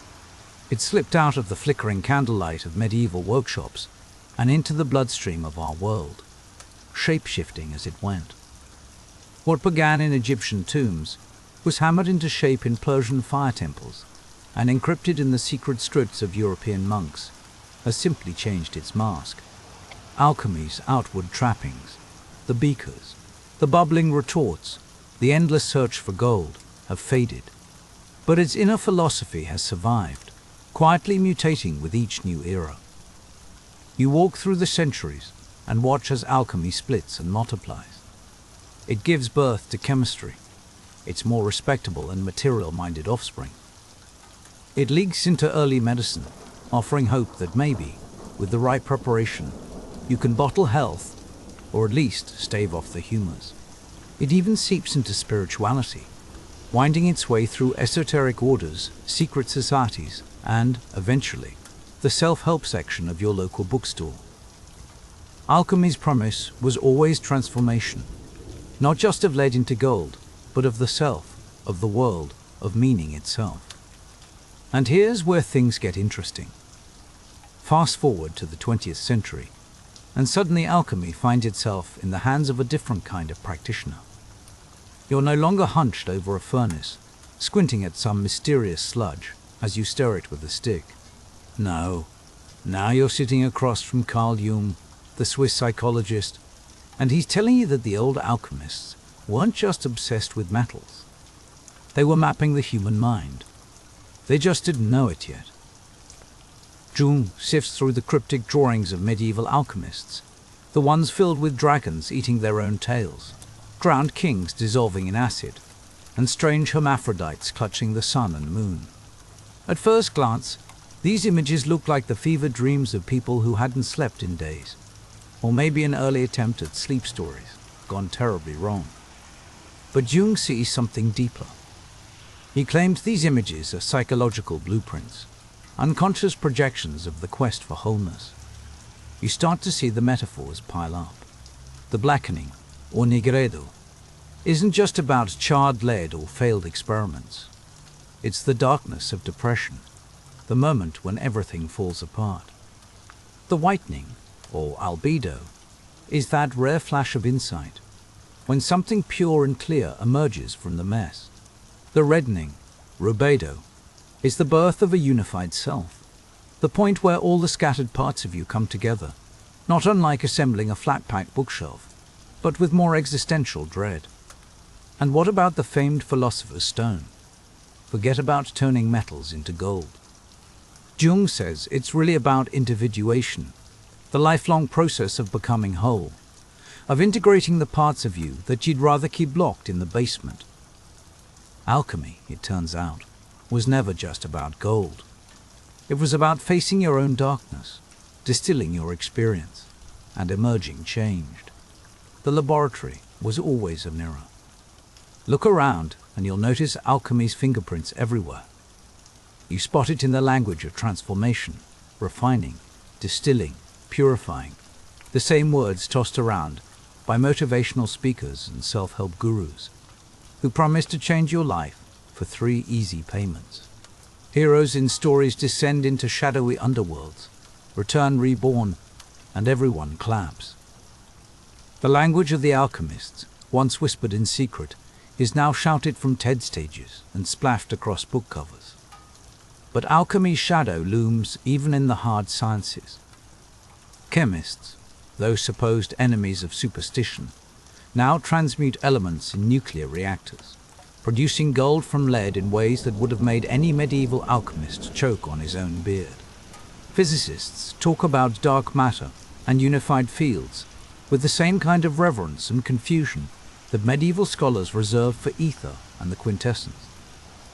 The quest for the fundamental building blocks of the universe, the search for what everything is made of, never really ended. Only the terminology changed. The wonder and the frustration remain. At the core of alchemy's legacy is a stubborn refusal to separate spirit from matter, or science from mystery. The alchemists believed, with the kind of conviction that only comes from a complete lack of modern distractions, that the world could only be transformed if the self was transformed first. Every experiment was a ritual, every failure a lesson in humility, and behind every experiment a sacred question echoed: who are you becoming in the process? It's a lesson that keeps coming back, no matter how many centuries pass, or how many layers of rationality we try to plaster over the past. In a world obsessed with speed, with data, with the clean lines of technological progress, alchemy whispers an old, uncomfortable truth. Real change demands sacrifice. Growth is messy. You can't purify the world without being willing to face your own impurities first. The crucible, whether it sits in the corner of a medieval smithy or in the depths of your own mind, is always waiting. And so, the fire of alchemy still burns, not in the crucibles of secret laboratories, but in the hearts of anyone who's ever looked at their reflection and decided to become someone new. The power of transformation isn't a myth or a metaphor. It's a daily, grinding reality. It's the blacksmith at his forge, reshaping stubborn metal with sweat and curses and endless repetition. It's the person, stumbling through a dark night of the soul, searching for something worth saving in the ashes. It's you, right now, listening to the echo of ancient wisdom and wondering what you're supposed to do with it. Because alchemy was never just a science.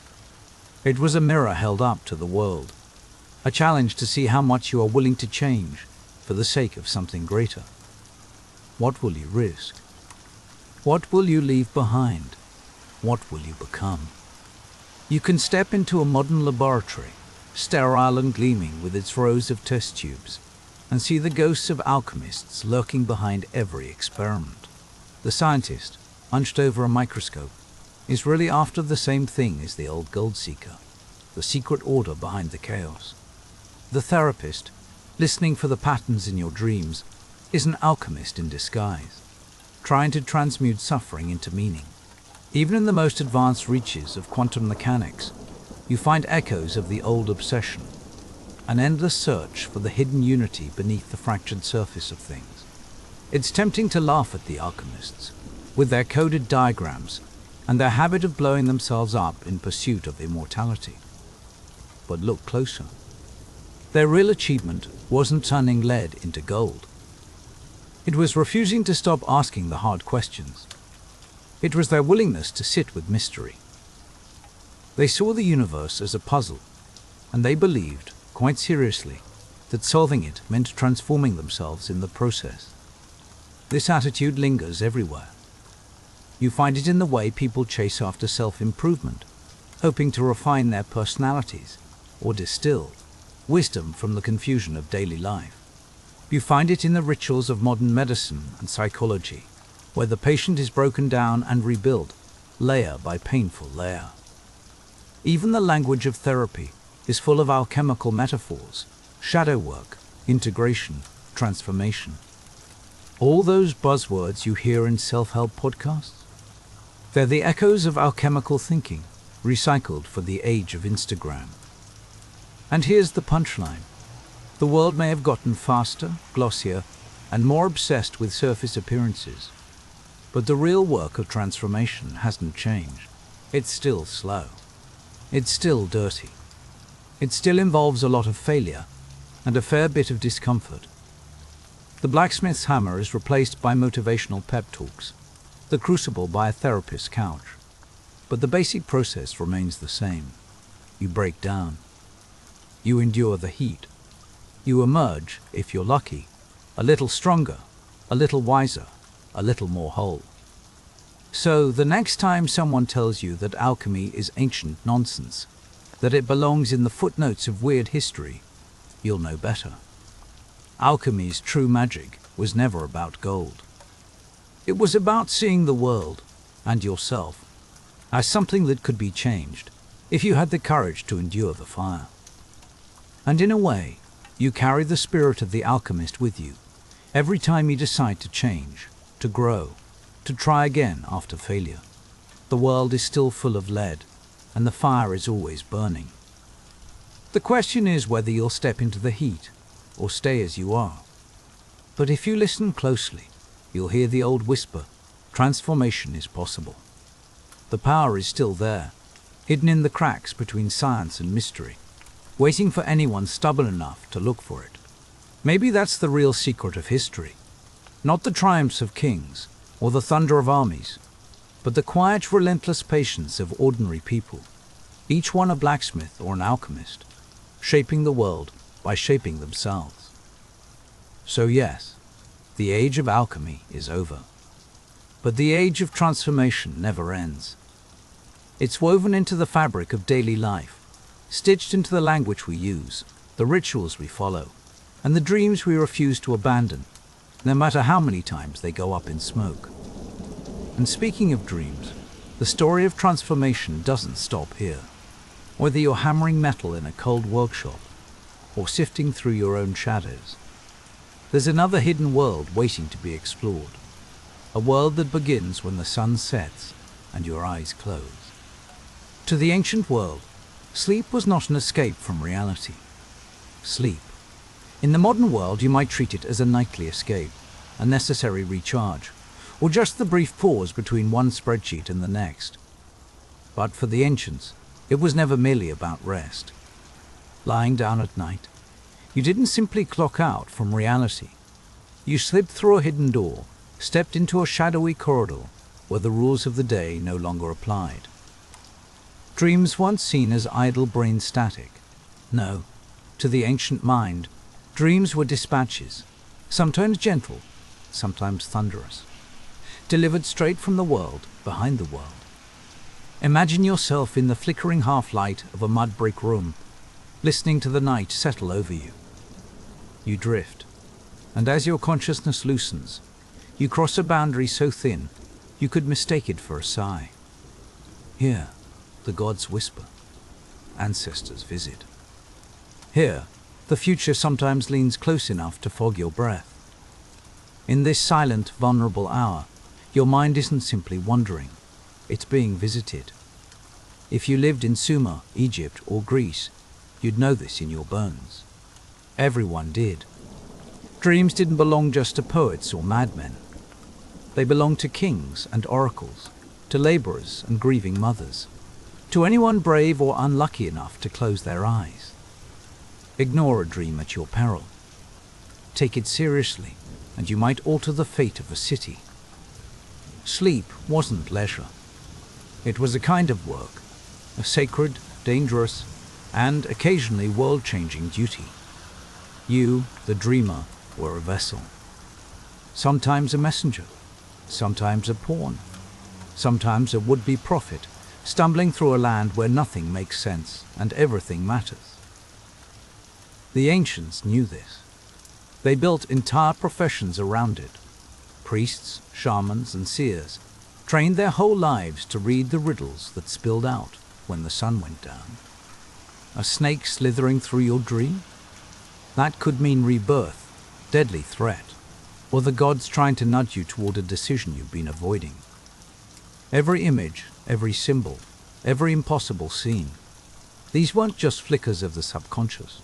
They were coded communiques from the hidden machinery of the universe. Here's the thing.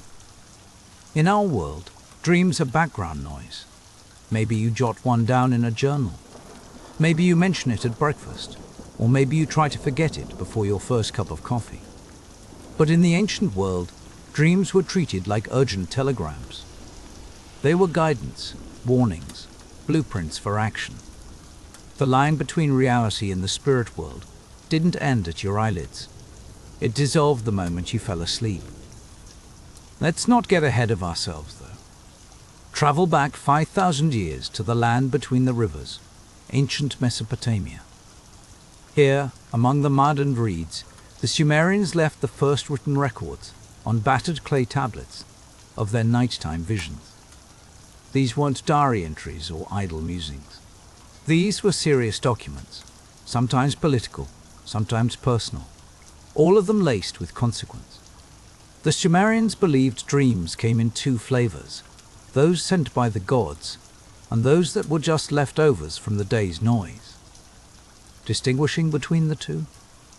That required an expert, usually a priest who spent decades learning the language of signs.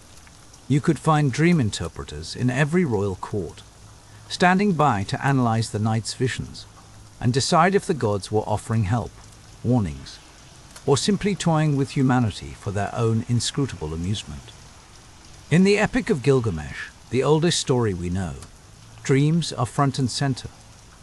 Gilgamesh dreams of cosmic battles, of mountains collapsing, of wild beasts.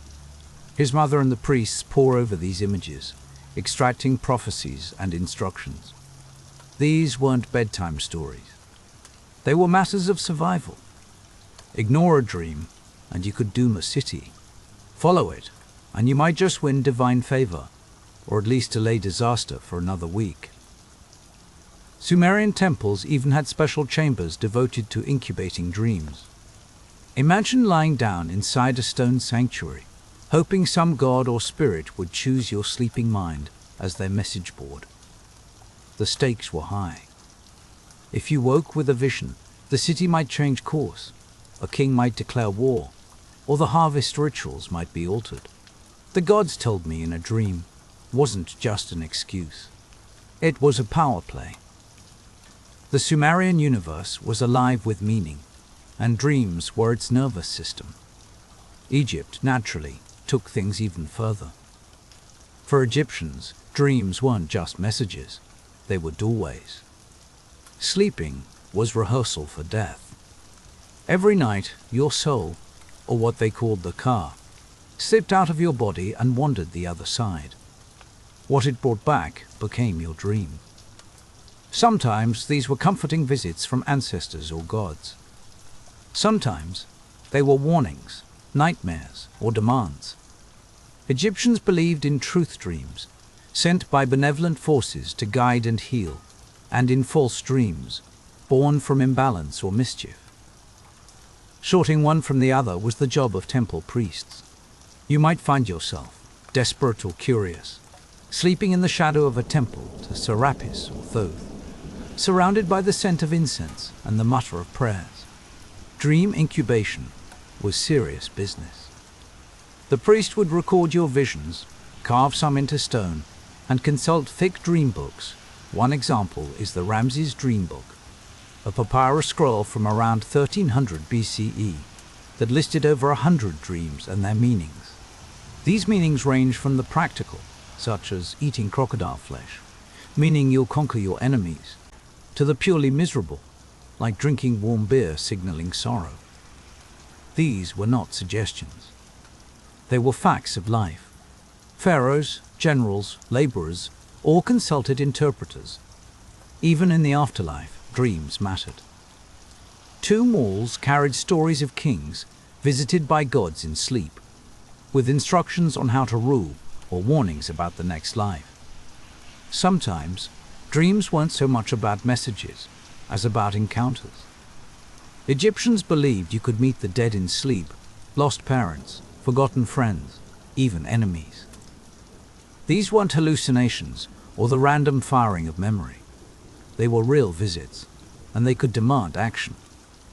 Maybe your ancestor was unhappy or needed more offerings. People wrote letters to the dead and left them at tombs, hoping for a reply in the form of a dream. In Egypt, the night was crowded with visitors. Meanwhile, in Greece, dreams became a battleground between medicine, philosophy, and myth. Here, dreams could be cosmic messages or simple stirrings of the soul, depending on which philosopher you asked. The Greeks didn't just want to know what dreams meant.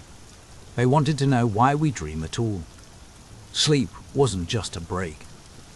It was an opportunity to ask big questions.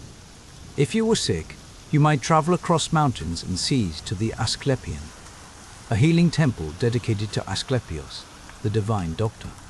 Here you'd bathe, fast, pray, and then curl up in a sacred chamber, hoping the god himself would appear in your dreams to diagnose your illness, or even perform a little dream surgery.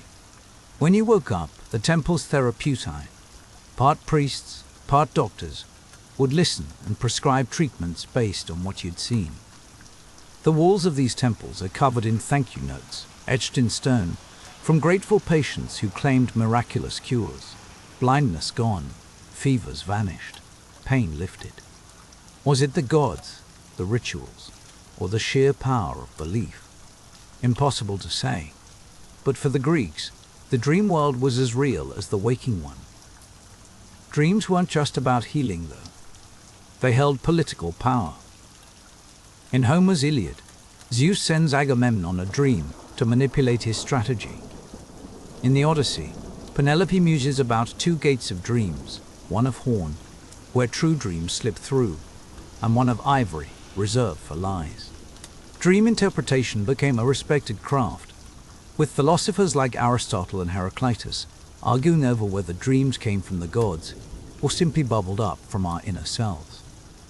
Artemidorus of Dulcis, a 2nd century interpreter, wrote the One Era Critica, a 5-volume manual detailing how to decode the dreams of everyone, from farmers to soldiers to prostitutes. He insisted context was everything.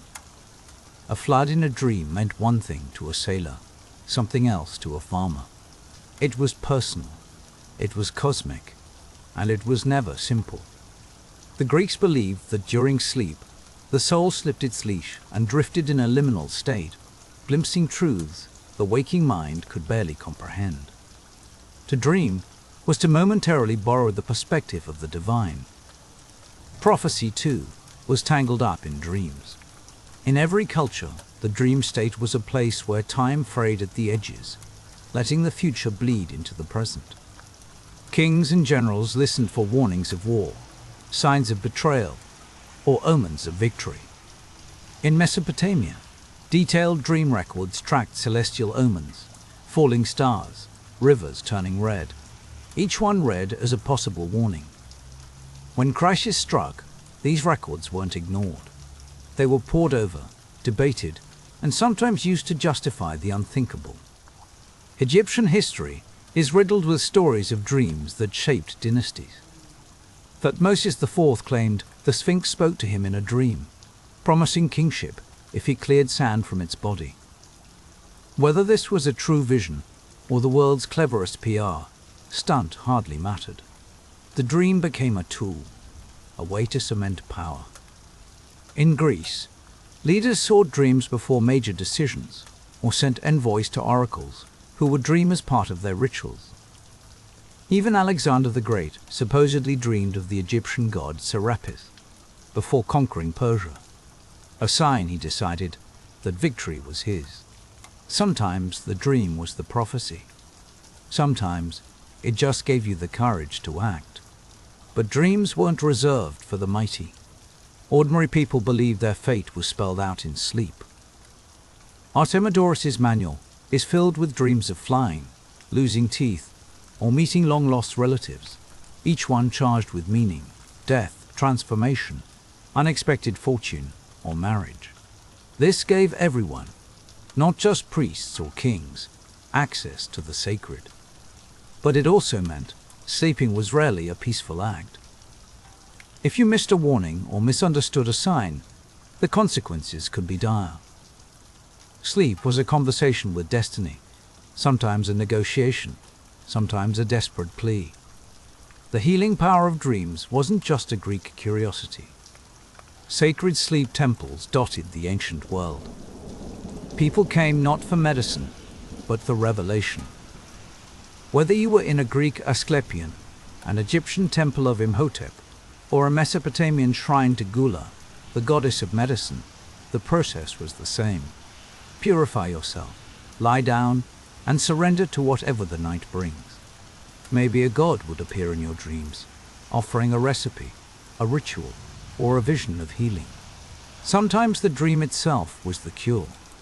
A vision of a divine hand touching your fevered brow, or a snake, which was the symbol of Asclepios, toiling around your limbs, or even light soaking through your bones. In the morning, you tell your dream to the temple priest, who would interpret and prescribe. Maybe you drink a strange brew, carry out a ritual, or simply give thanks. The belief was so strong, so universal, that thousands made these pilgrimages every year. The walls of these sanctuaries are crowded with stories of blindness reversed, wounds healed, lives restored, all through the mysterious power of sleep. It wasn't just about the body, though. In dreams, the dead returned. In ancient Egypt, to dream of a departed loved one was to open a door between worlds. The Ka, the soul, left the body at night, roaming the realms of the dead and returning with messages. Sometimes these were comforting reunions. Other times they were demands for offerings, warnings, or requests to fulfill forgotten vows. Egyptians left letters in tombs, hoping for answers in dreams. And when the dead appeared, it was never taken lightly. In Mesopotamia, dream encounters with the dead were signs. Something was amiss. Maybe a burial ritual had been neglected, or a promise broken. These dreams often led to rituals, offerings, or purification. The Greeks too saw dreams as the one place where the living and dead could meet. Homer's Odyssey describes Odysseus speaking with the dead in dreams, and philosophers mused about the private world each sleeper enters, a world where the dead can slip through and speak. This wasn't some isolated superstition. Across continents, cultures shared the belief that dreams were the language of the departed. When you heard your lost child or parent speak in the night, it wasn't dismissed as emotion or memory. It was a visitation, real and sacred. In sleep, the past could reach out and demand to be remembered, to be set right.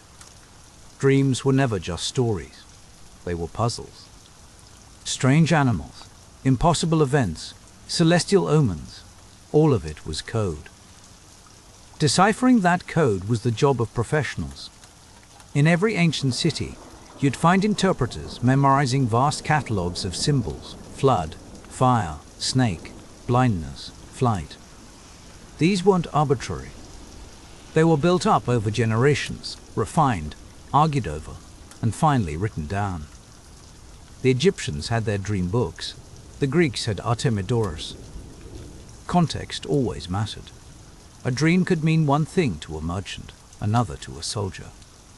Interpreters acted as a kind of priesthood, and their work could influence anything from public policy to medical treatments to the types of crops planted in spring. Dream interpretation wasn't some mystical party trick. It was a structured, respected discipline. Mesopotamian priests kept dream journals on clay tablets. Egyptians inscribed their visions on papyrus, and Greeks filled shells with manuals. Dreams weren't private. They were communal, shared, debated, and sometimes feared. The belief was simple. The gods, the dead, and fate itself spoke in riddles, and only those willing to listen and learn could hope to understand. Today we treat dreams like fleeting echoes, quickly forgotten, or at best, content for a therapist's couch or an artist's canvas. But for the ancients, dreams were woven into the fabric of daily life. They shaped medicine, religion, politics, and personal destiny. The rise of science and rationalism, especially in the West, reduced dreams to chemical noise, mere byproducts of the brain. Sacred became clinical. Prophecy became diagnosis. But even now, in moments of grief or change, people search their dreams for meaning. The ancients understood something we've mostly forgotten. The dream world isn't separate from waking life. It's a mirror, sometimes reflecting our fears, sometimes revealing truths we'd never admit in daylight. Maybe you felt it yourself. The dream that lingers, that changes your mind, that brings back a voice you thought was gone. Modern psychology, from Freud to Jung, tried to reclaim a little of this wisdom, insisting that dreams still hold power, if not from the gods, then from the depths of our own selves. To the ancients, dreams were not random. They were doors. The only question was whether you dare to walk through. In every ruined temple, every faded scroll, you can almost hear the same advice. Pay attention. Don't close your eyes just to escape the world. Close them to understand it. Because when the world falls silent and darkness settles in, you might just hear what the Sumerians, Egyptians, and Greeks knew all along. Dreams are not echoes of the mind. They are the language of the soul. And as the night fades and you return to waking life, you might wonder, where do these mysteries go when the sun rises? Well, for the ancient seekers, the hidden truths of the universe didn't vanish with the dawn. They found new forms, alchemy, secret arts, and the restless search for transformation. As Egypt's golden age faded, these mysteries transformed but persisted. You stand at the edge of a dying civilization, ankle deep in the dust of Egypt's fading glory, watching as the last embers of a golden age refuse to be snuffed out. Alchemy, that strange and slippery art, does not go gently into the tomb with the pharaohs. Instead, it packs its bags, scrolls, cryptic diagrams, and all, and sets out on a journey. Not by chariot or royal decree, but by the patient hands of scribes, the furtive footsteps of mystics, and the relentless march of conquering armies. It drifts eastward, toward Persia, hitching a ride along every camel caravan and merchant's satchel, weaving itself into new stories and stranger destinies. But this isn't just another stop on the ancient Silk Road. Persia is a crucible of its own. Here, alchemy isn't merely preserved, it's transformed, as if tossed into one of its own furnaces and reborn. You find yourself in a world where religion and philosophy are as potent as any reagent, where the air itself seems to shimmer with hidden meaning. At the heart of Persian alchemy lies Zoroastrianism, a faith so old that even the ruins feel like they're whispering secrets. Everything, you're told, is locked in a cosmic duel, light versus darkness, truth against the ceaseless gnawing of lies, purity always shadowed by the stench of corruption. Fire, in this world, is not just warmth or destruction. It's sacred, an unbreakable thread running through temples, homes, and the very imagination of the people. In every flame, you sense a promise. Burn away the dross, and something pure remains. It's no accident that the earliest Persian alchemists worship at the altar of fire. Their crucibles glow with more than molten metal. They glow with hope and dread, with the ache for transformation. Yet, while these spiritual ideas blaze in the darkness, another figure, more ghost than man, steps onto the stage. Zosimos of Panopolis, a Greek-Egyptian mystic with the wild hair and haunted eyes you'd expect from someone who spends his nights talking to spirits and his days breathing in mercury fumes. He's living in Roman Egypt, somewhere around the 3rd or 4th century, and he's about to make sure alchemy is never the same again. Picture Zosimos hunched over a battered desk, surrounded by the clatter and hiss of bubbling alembics and the acrid stink of chemical smoke. He's not just scribbling recipes for gold. He's chronicling visions that would make even the most sleep-deprived insomniac jealous. In one of his most infamous dreams, he watches himself torn to pieces, roasted alive, and then miraculously reassembled within the searing heart of an alchemical furnace. You might think this is a nightmare, but for Zosimos, it's nothing short of revelation. It's a symbolic death, the soul's own purification by fire. Here, alchemy isn't just about making coins shine. It's about breaking yourself down, suffering, purifying, and, if you're lucky, coming out changed. If you want gold, you have to pay with pain. If you want wisdom, you earn it by burning away everything you once were. Zosimos doesn't just dabble in chemical trickery. He invents spiritual alchemy centuries before the world is ready for it.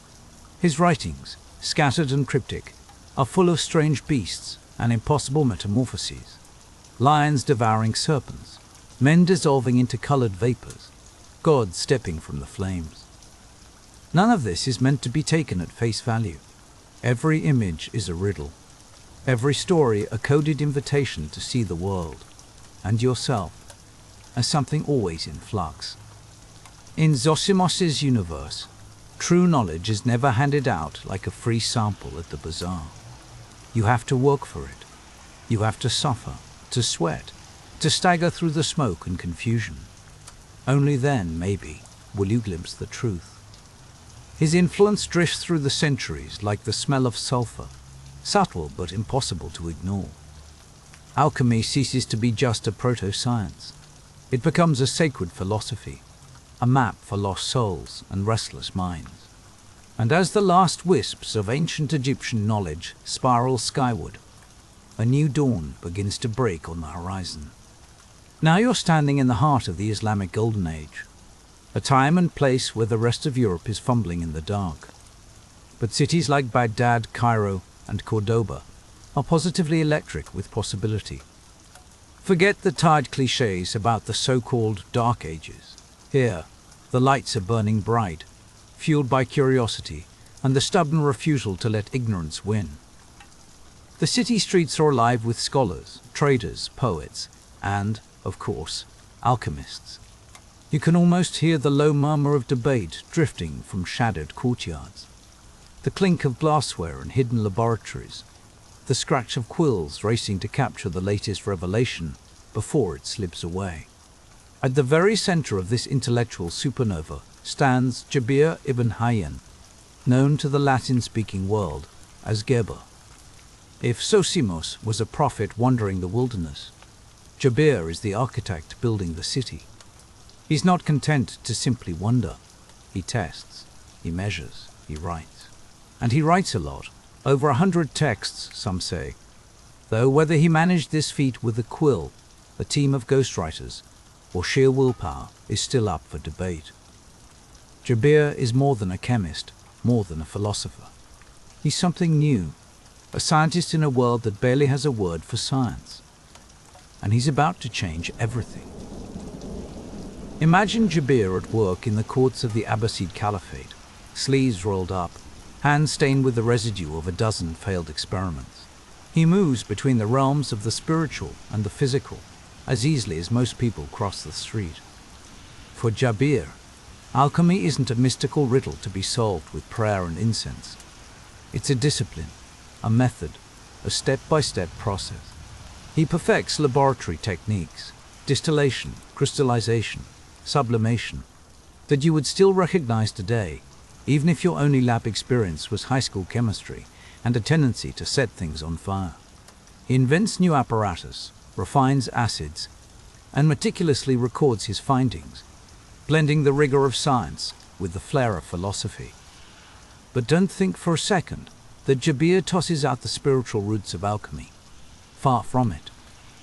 In his universe, every reaction, every transformation in the retort mirrors something deeper, a change in the soul itself. He sees the world as a complex dance of four fundamental elements: earth, air, fire, and water, each carrying its own spiritual resonance. On top of that, he layers numerology, astrology, and a system of symbolism so intricate it makes modern psychological tests look like the children's menu at a roadside inn. To Jabir, the key to alchemy and to life is balance, mizan. Just as the human body must be kept in careful equilibrium to stay healthy, metals must be balanced to reach their highest form. Gold, in his eyes, isn't just a metal. It's perfection. It's matter in a state of sublime harmony. And if you can tip the scales just right, even the most worthless lead can eventually become gold. Jabir's influence doesn't stop at the city gates of Baghdad. Over time, his works are translated into Latin, smuggled across borders, and copied in candlelit monasteries.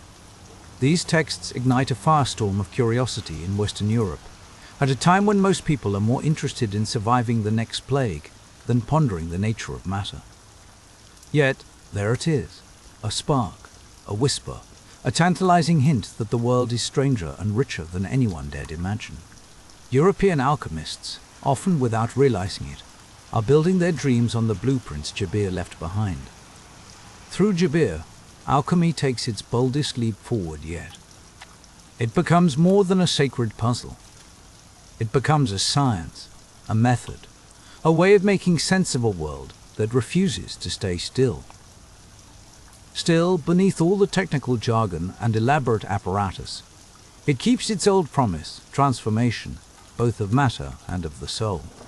Now, as the Islamic world preserves and multiplies the wisdom of the past, you glance westward, to a Europe still shrouded in superstition and spiritual rigidity. The knowledge, though, is too powerful to be locked away forever. Slowly, inevitably, it seeps back across borders, carried by travelers, translators, and the occasional overly curious monk. The bridge between East and West forms in places like Alexandria, once the home of the Great Library, now a crossroads for lost and found ideas, then in Toledo, Cordoba, and the intellectual melting pot of Al-Andalus. Here, in rare moments of unlikely cooperation, Christians, Jews, and Muslims work side by side, hunched over battered desks, translating ancient wisdom for a new age. You can picture the translators, eye-strained, ink-stained, and probably longing for a decent night's sleep, laboring over Arabic manuscripts, wrestling with the tangled words of Jabir, Zosimos, and Aristotle, resurrecting ideas thought long dead. By the 12th century, Europe is starving for knowledge, desperate enough to swallow just about anything, if it promises even a hint of enlightenment. When the first alchemical texts finally arrive, it's not just chemistry they're importing. It's an entire worldview. Spirit, matter, mystery, transformation, all bundled together in a package so volatile that it's a wonder the monasteries don't burst into flames on the spot. Soon, strange manuscripts are smuggled into monasteries, tucked behind official scripture, their pages alive with forbidden experiments and cryptic diagrams. Monks, normally content to copy psalms and nod off during prayers, start dabbling in alchemy, not simply to purify metals, but to purify themselves. In the flickering candlelight of hidden chambers, the air thick with incense and the tang of unknown chemicals, European minds latch onto one intoxicating idea: transmutation. If base metal can become gold, maybe, just maybe, a base soul can become something greater. One of the texts that sets Europe's imagination on fire is the Turba Philosophorum, the Assembly of the Philosophers, a mysterious dialogue where ancient sages bicker over the secrets of nature. Then comes the Picatrix, a massive Arabic grimoire, packed with enough astrological and alchemical symbolism to keep even the most obsessive scholar busy for decades. These books don't just teach recipes for gold, They deliver a worldview, a philosophy of endless transformation, and the promise that nothing is ever truly fixed. Of course, none of this sits well with the authorities. Latin translations circulate in secret, often disguised as religious treatises or philosophical musings, anything to evade the long, suspicious gaze of the church.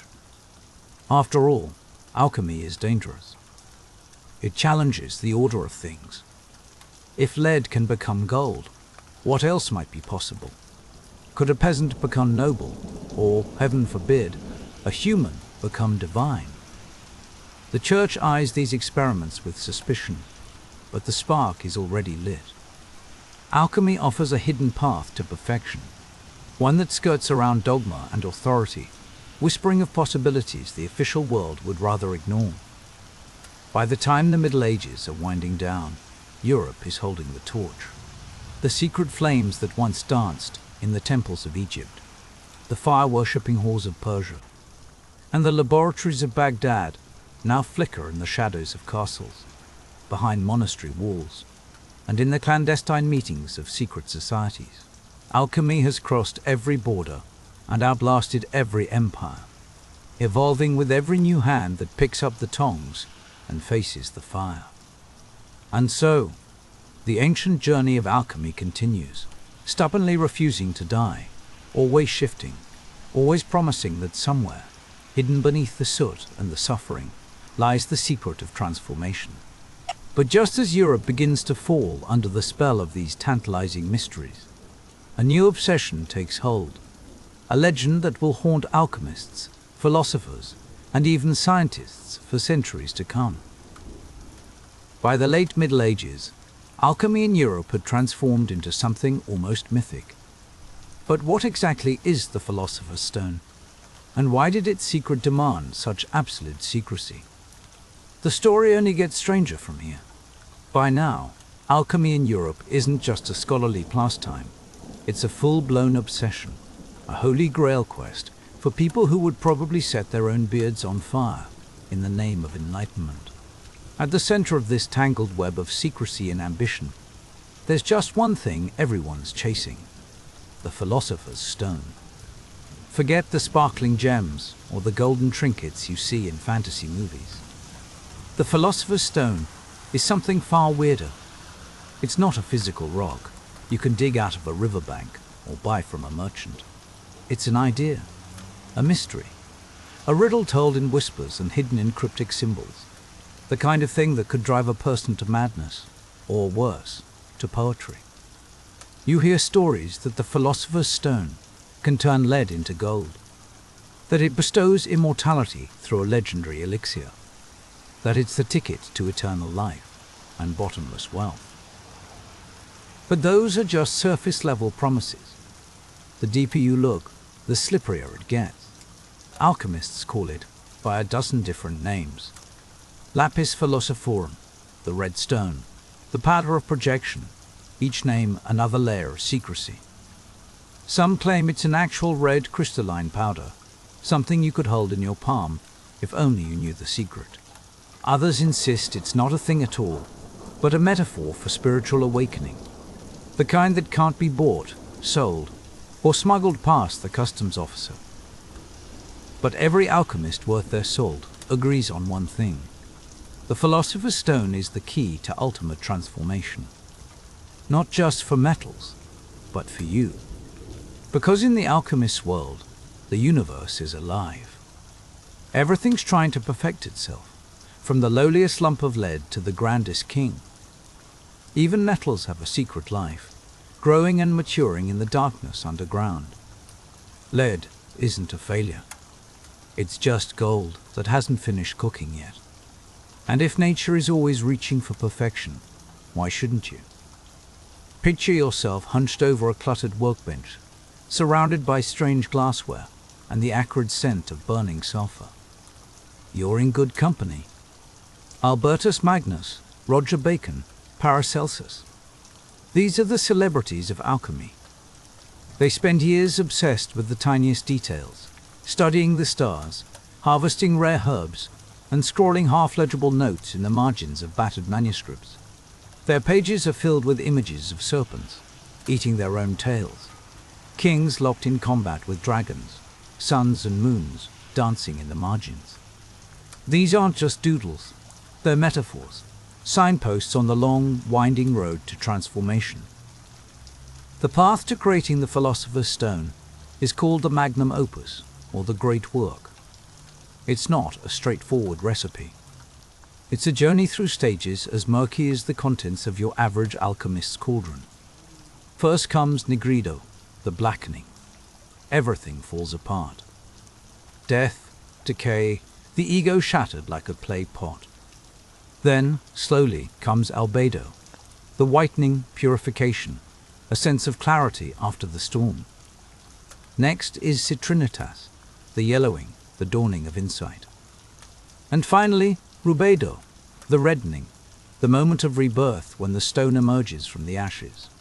Each step is an ordeal, a trial by fire, both literal and symbolic. But why cloak all this in such elaborate riddles and metaphors?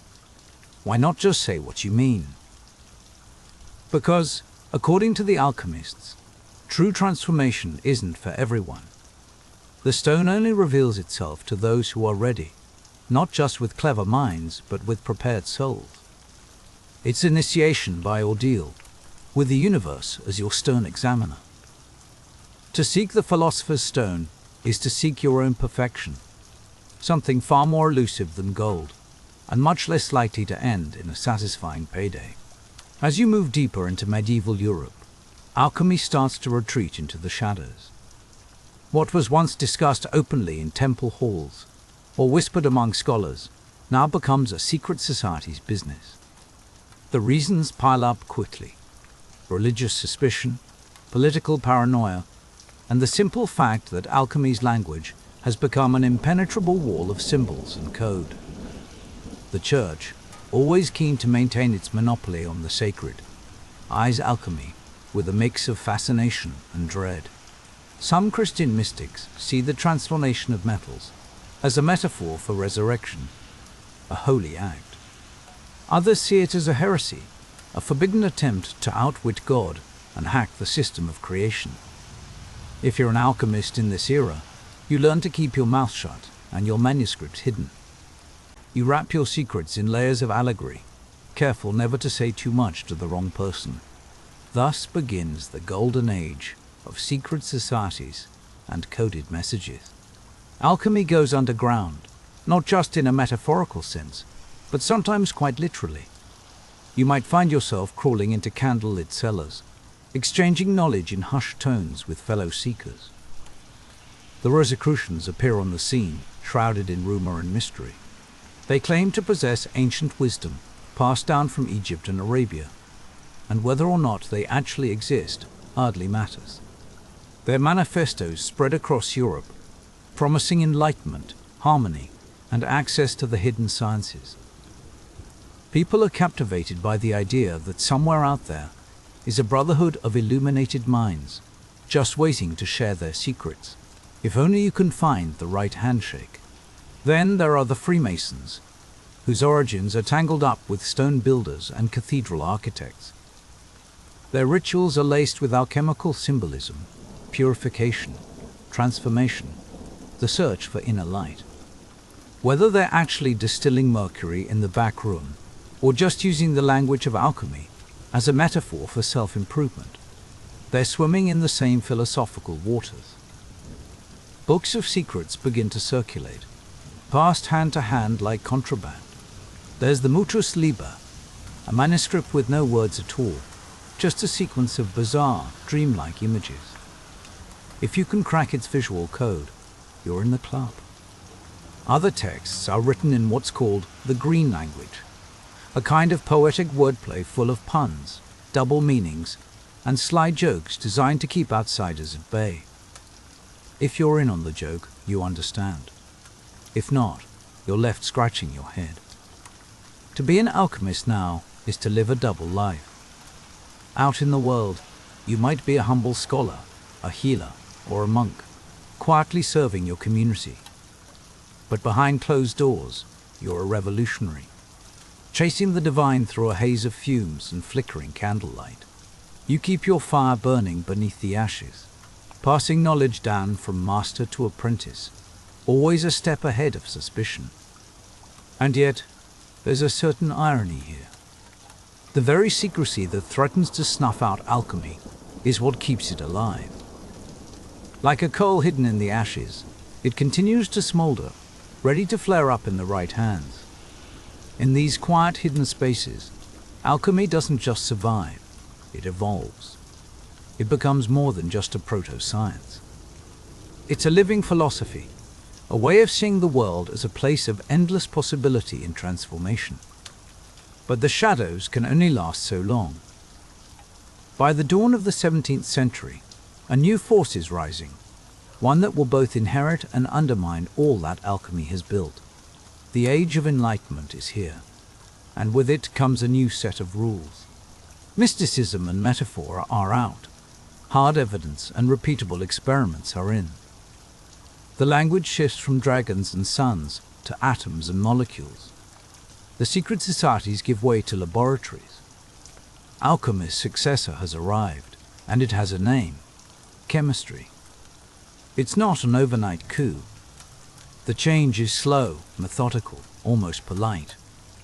Many of the first chemists are former alchemists, still clinging to their old dreams, but now focused on measurable results. Gone are the poetic riddles and symbolic animals. In their place, balances, beakers, and the relentless pursuit of clarity. Robert Boyle, the so-called father of modern chemistry, is one of the final nails in alchemy's coffin. In 1661, he publishes The Skeptical Chymist, arguing that matter is made of atoms, and that chemical reactions have nothing to do with mystical forces. Boyle doesn't mock the alchemists. In fact, he quietly admires their urge to transform. But he insists that from now on, everything must be explained by natural laws, not by allegory or spiritual secrets. It doesn't take long for the rest of the world to catch up. Antoine Lavoisier figures out the role of oxygen in combustion and demolishes the ancient theory of the four elements. Out with earth, air, fire, and water, in with the periodic table. The laboratory becomes the new temple, its priests clad in lab coats instead of robes. Alchemy, with its cryptic codes and sacred metaphors, is now seen as little more than an embarrassment, something to be quietly swept under the rug of history. But here's the twist no one expects. Chemistry owes its very existence to alchemy. Every tool, every technique, every flicker of curiosity, these all come from the ancient alchemist's workshop. Alchemy had to walk so that chemistry could sprint. The world keeps changing, and now the only goal that matters is industrial progress. Governments fund laboratories, not lodges. The philosopher's stone is replaced by the microscope and the Bunsen burner.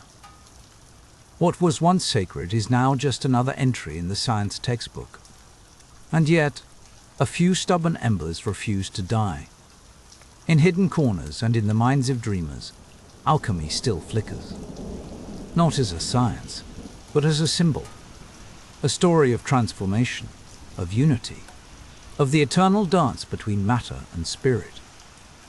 While the world looks to chemistry for answers, some seekers turn to alchemy for meaning. Because some fires, once lit, never truly go out. They just smolder beneath the surface, waiting for the right moment. Alchemy may have vanished from the grand halls of science, but it never really died.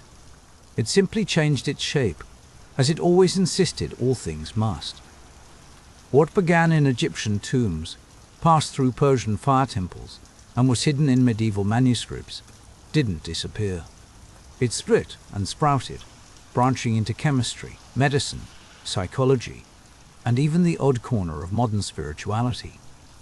The surface changed, but the heartbeat remained.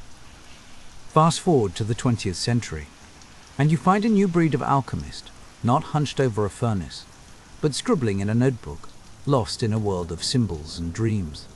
Enter Carl Jung, the Swiss psychologist who resurrects alchemy's secret wisdom and gives it a new twist. Jung isn't interested in turning lead into gold. He's busy mapping out the human mind. He argues that the old alchemists, whether they knew it or not, were charting the landscape of the psyche. Nigredo, the blackening, becomes depression and despair. Albedo, the whitening, is insight and newfound clarity. Rubedo, the reddening, is the rebirth of a unified, integrated self. The philosopher's stone, Jung says, is individuation, the process of becoming whole. It turns out, alchemy was always about more than gold. It was about transformation, inside and out. You can spot its fingerprints everywhere. Every self-help book that talks about refining yourself. Every story where the hero descends into darkness and returns changed. Every phrase we use, distill an idea, purify your intentions, refine your character, all echoes of the alchemist's journey. Even in the hard sciences, the spirit of alchemy lingers. Chemists transmute elements inside nuclear reactors. Physicists whisper about dark matter and unified fields with the same sense of awe alchemists once had for ether and quintessence. The search for the universe's building blocks continues. The only thing that's changed is the vocabulary. But maybe the most lasting legacy of alchemy is its stubborn insistence on wholeness. It refuses to split spirit from matter or science from mystery. It teaches that true change in the world starts with true change in yourself. Behind every experiment, there's a sacred question. Who are you becoming as you stir the pot? In a world obsessed with speed, technology, and data, alchemy offers an old, inconvenient truth. You can't change the world if you're not willing to change yourself first. So the alchemist's fire still burns, not in crucibles or hidden cellars, but in hearts and minds. It waits, it calls, it transforms. Because in the end, alchemy was never just about science. It was always a mirror, forcing you to look at what you are, what you could be, and what you might become. And as the last glow of that alchemical fire flickers in the shadows, you can almost sense another hidden world waiting to be discovered. In the distance, beneath the strange landscape of Cappadocia, lies a city beneath the earth, an engineering marvel carved into volcanic stone. A secret labyrinth where transformation takes on a whole new meaning. At first glance, Cappadocia seems like a surreal painting. But as you step closer, you'll see that what's hidden beneath the surface can rewrite everything you think you know about history. You arrive in Cappadocia, and the scenery looks like something straight out of a fever dream. Towering stone chimneys, cliffs twisted by wind and time, and hills that seem to waver in the heat stretch before you. Tourists drift across the surface, snapping photos, marveling at the surreal beauty, and telling themselves they've truly seen something ancient. But the real secret is not in the postcard-perfect stone peaks or the sunlit valleys. It's under your feet, a world most visitors never suspect even exists. Beneath the patchwork of tourist buses and balloon rides, Cappadocia hides a labyrinth so vast and intricate, it makes the Roman catacombs look like amateur hour. We're not talking about a few caves or some cozy rock shelters. No, down in the earth are entire underground cities, built level upon level, plunging as deep as 18 stories. These cities are not a handful of rooms carved for emergencies. Picture neighborhoods with houses, chapels echoing with whispered prayers, wells that tap ancient aquifers, stables for animals, storerooms filled with grain, and even schools where children learned their letters by dim lamplight. At the peak of their use, some of these cities could swallow up thousands, whole communities vanishing into the shadows, living their lives entirely out of sight. If this sounds like a History Channel fever dream, you wouldn't be alone. For most of the modern era, nobody knew these cities existed. They were legends, footnotes, or simply forgotten. Then, in 1963, a man in the town of Derinkuyu decided to renovate his house. You know, a bit of home improvement, knock out a wall here or there. What could go wrong? Instead of finding a damp foundation or an inconvenient family of rats, he found a tunnel. Not just a crawl space, but a passageway fading into the darkness. Curiosity, or possibly the kind of stubbornness that leads to half-finished DIY projects, got the better of him, so he followed it. One tunnel led to a chamber. The chamber opened into a spiral staircase. On he went, deeper and deeper, until he realized he'd uncovered the entrance to a lost city. Not the stuff of myth, but real stone beneath his feet. Imagine the shock behind your basement wall, not mold or forgotten storage, but a gateway into a hidden civilization. That's how the world rediscovered Derinkuyu, one of the largest and deepest underground cities ever found. Not just in Cappadocia, but anywhere on Earth. It's as if a whole people decided to erase themselves from the surface, leaving only silence and stone as their legacy. And Derinkuyu isn't even unique. Over the years, archaeologists have realized Cappadocia is riddled with these secret worlds. Hundreds of underground settlements have been mapped, with at least 40 that qualify as major cities. They're all interconnected by narrow corridors. Some so tight you have to duck and shuffle sideways.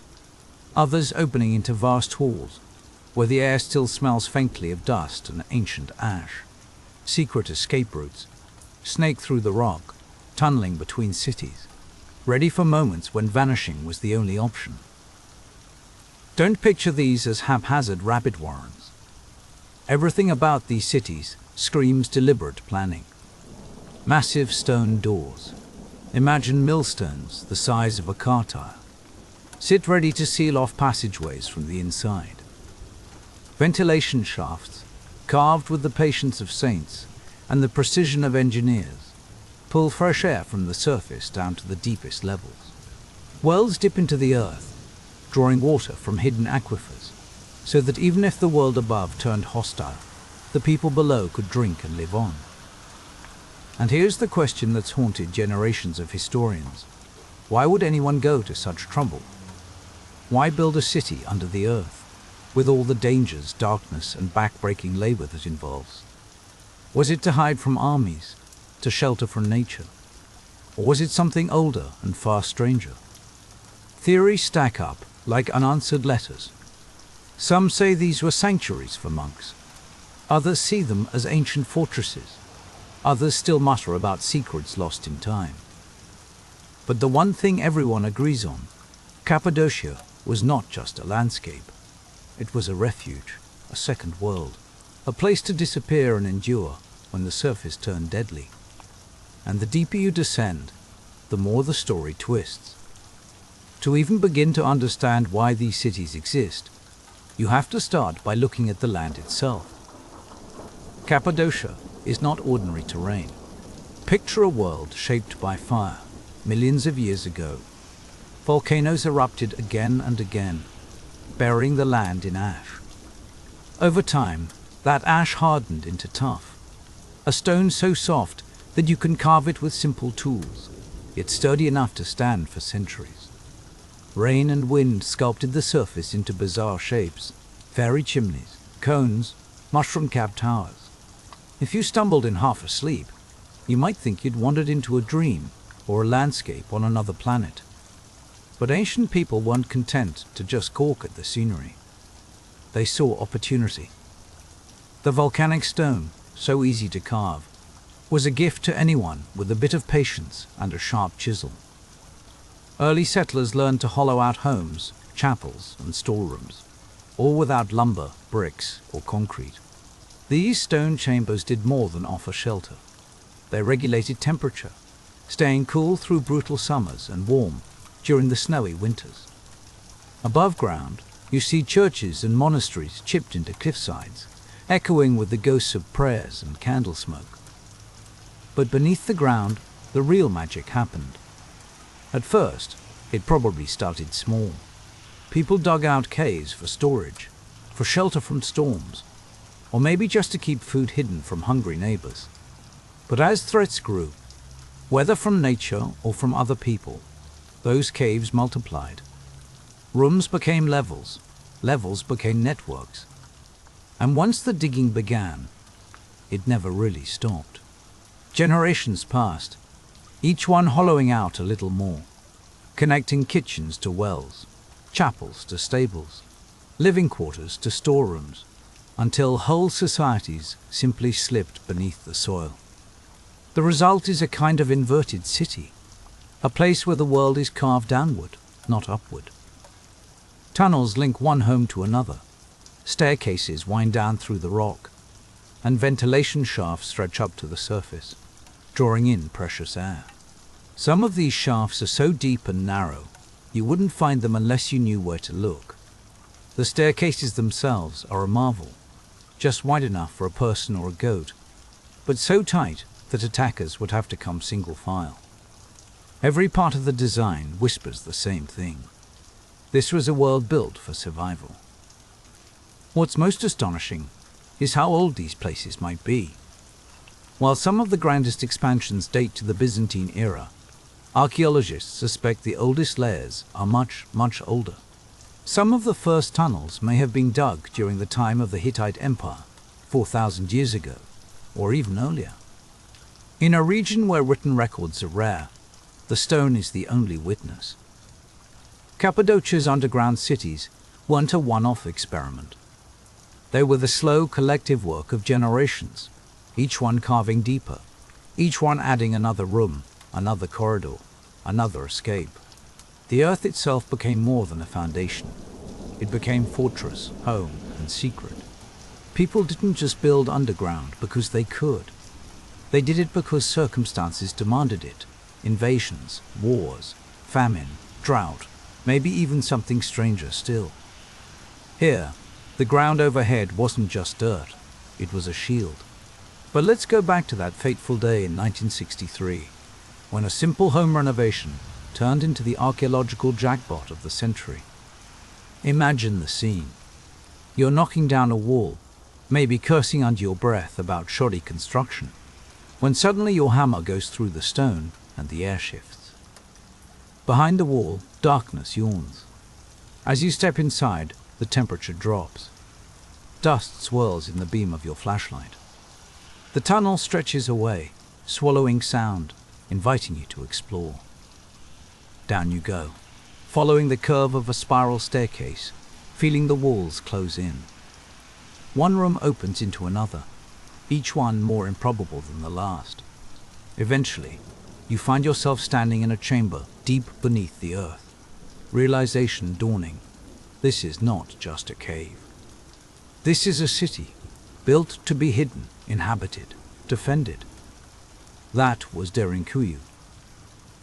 At its height, Derinkuyu could house around 20,000 people. Not just as a last resort in desperate times, but as a functioning, living city. There were homes, communal kitchens, chapels, wine and oil presses, storage rooms, and even a school for children. The engineering boggles the modern mind. Massive rolling stone doors, shaped like a miller's dream, could be pushed to seal off entrances at a moment's notice. These weren't feeble barricades. They were perfectly fitted, movable only from the inside, and nearly impossible to force or break. The air, always a concern underground, was kept fresh by shafts, bored straight through the rock, some dropping more than 50 meters, yet still managing to deliver oxygen to the deepest levels. Water, the true currency of survival, was drawn from underground wells, accessible only from below, which meant that even during a siege, no enemy could poison or cut off the supply. There's even evidence of a mission school, complete with study rooms and benches, which tells you this wasn't just about scraping by. The people of Derinkuyu weren't simply hiding from danger. They were maintaining a community, passing knowledge from one generation to the next, worshipping, laughing, arguing, and living as if the sun still shone overhead. But here's the twist that keeps historians awake at night. Nobody really knows who first built Derinkuyu, or why? Theories have been tossed around like dice at a gambler's table. Some say early Christians expanded the city, fleeing persecution from Rome, or later, from Arab raiders. Others claim the foundations go back even further, to the Phrygians or Hittites, long before Christianity was even a rumor. Why go to such lengths? Why spend decades, centuries even, carving a city out of stone, when you could just build on the surface like everyone else? The most popular theory is that these cities were built as sanctuaries, places to vanish from invading armies. Central Anatolia was the crossroads of empires. The Assyrians, Persians, Romans, and Byzantines all trampled through, each leaving behind their own brand of chaos. During periods of violence, the people of Cappadocia could simply disappear, melting into the rock and waiting for the danger to pass. But here's the catch. The size and complexity of these cities don't look like the work of people in a rush. To hollow out 18 stories beneath the ground isn't the project of a single crisis. It's a generational effort, a long-term strategy for survival. Some of the oldest chambers predate Christianity entirely, so the fleeing Christians' explanation only goes so far. And here's where the story takes a turn toward the speculative. Some suggest the first tunnels were dug to escape, not people, but nature, earthquakes, droughts, or even cosmic events that made the surface unlivable. A few bold voices whisper about stranger threats, the kind that stalk legends and nightmares, sky gods, destroyers, beings that hunted rather than invaded. It sounds outlandish, but when you consider the secrecy, the hidden air shafts, the escape tunnels, the rolling stone doors that could disappear into the walls, you start to wonder, what were they so desperate to hide from? Whatever the answer, these cities were engineered to keep people safe for months, maybe years at a time. Living quarters cluster near the surface, so that when peace returned, you could emerge quickly. Deeper levels hold kitchens, storage, workshops, and pens for animals, all carefully placed to limit the dangers of fire or disease. Communication tunnels link one city to the next, allowing messages or people to travel unseen through the earth itself. Defenses are everywhere, narrow corridors that force attackers to come single file, trapdoors ready to be dropped, and those legendary rolling doors, the last line of defense against whatever threat lurked outside. Every stone, every tunnel, every breath of stale air tells the same story. This was not a city thrown together in panic. This was a world planned and built for the long haul, a place where people expected to vanish for reasons we're still piecing together. And the further you descend, the less it feels like a city, and the more it feels like something else. A riddle carved in stone. A secret that the land itself is reluctant to give up. So, who were they hiding from? Was it really just invading armies? Or did something deeper haunt the dreams of ancient Cappadocians? No matter how many tunnels archaeologists map, how many rooms they dust off, the core mystery endures. There are no inscriptions, no carved names or dates, just empty chambers, endless corridors, and questions that echo in the dark. Did hiding underground save them? Or was it just another layer of hope against a world that never truly became safe?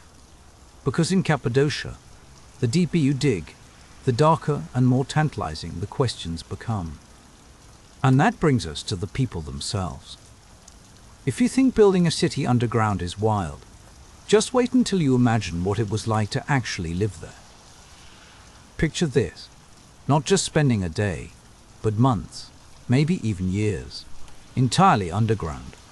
There's no sunlight down here, no blue sky overhead, just the constant press of stone, the low flicker of oil lamps, and a silence so heavy it almost feels alive. Yet for thousands of people in Cappadocia, especially during times when chaos ruled the surface, this was daily life. Forget the romantic idea of a cozy hobbit hole.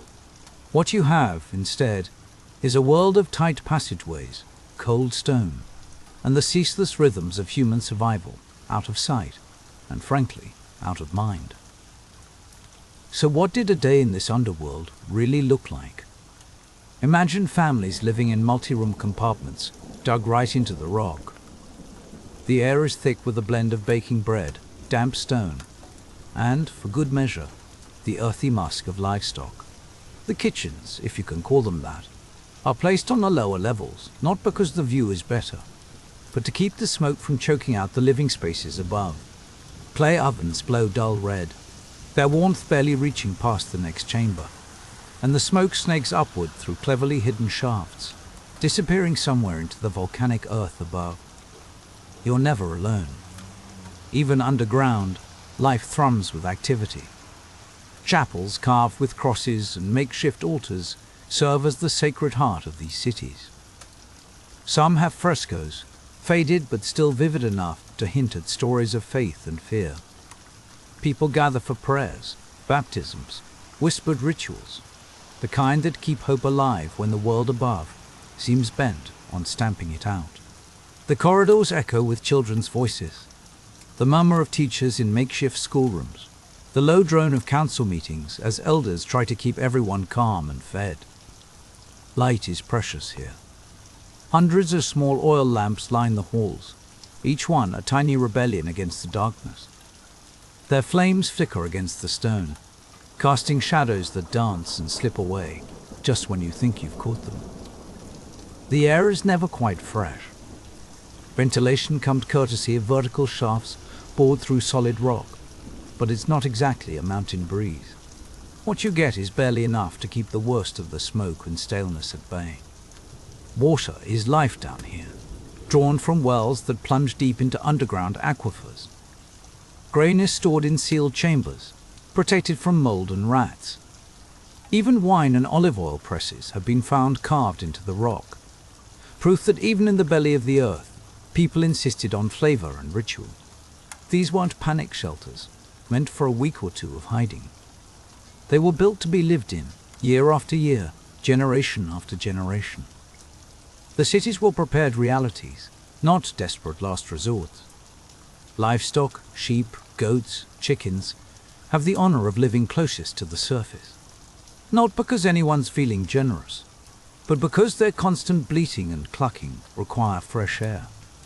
And their manure is not exactly sought after as an air freshener. Their presence is double-edged, food on the hoof, and at night, a little bit of warmth radiating through the floors. Still, the stench is a permanent house guest. Yet, despite the cramped quarters and the ever-present risk of running out of oxygen, the architects of this underworld understood something fundamental about survival: how to keep people sane. The rooms are laid out to give families privacy. Thin walls, yes, but separate spaces nonetheless. Communal halls provide a sense of belonging, a reminder that, even buried alive, you're not alone in your misery. To live underground wasn't just to cower in fear. It was about holding on to your culture, your rituals, your stubborn sense of self. While battles raged above, whole civilizations continued their lives in the dark, marrying, raising children, mourning the dead, and passing stories along by candlelight. Every birth, every argument, every lullaby sung in those stone chambers was an act of defiance. And make no mistake, these weren't just isolated rabbit warrens. Cappadocia's underground cities are part of a vast, interconnected world. Beneath the valleys and the fairy chimneys, a network of tunnels and passageways links entire settlements together. You have names like Derinkuyu, Kaimakli, Oskonak, and more, each one a city in its own right, but not necessarily alone.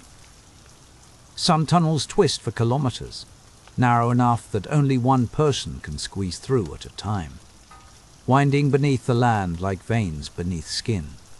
There's evidence that these cities were unified, not just by shared hardship, but by literal passages cut through stone.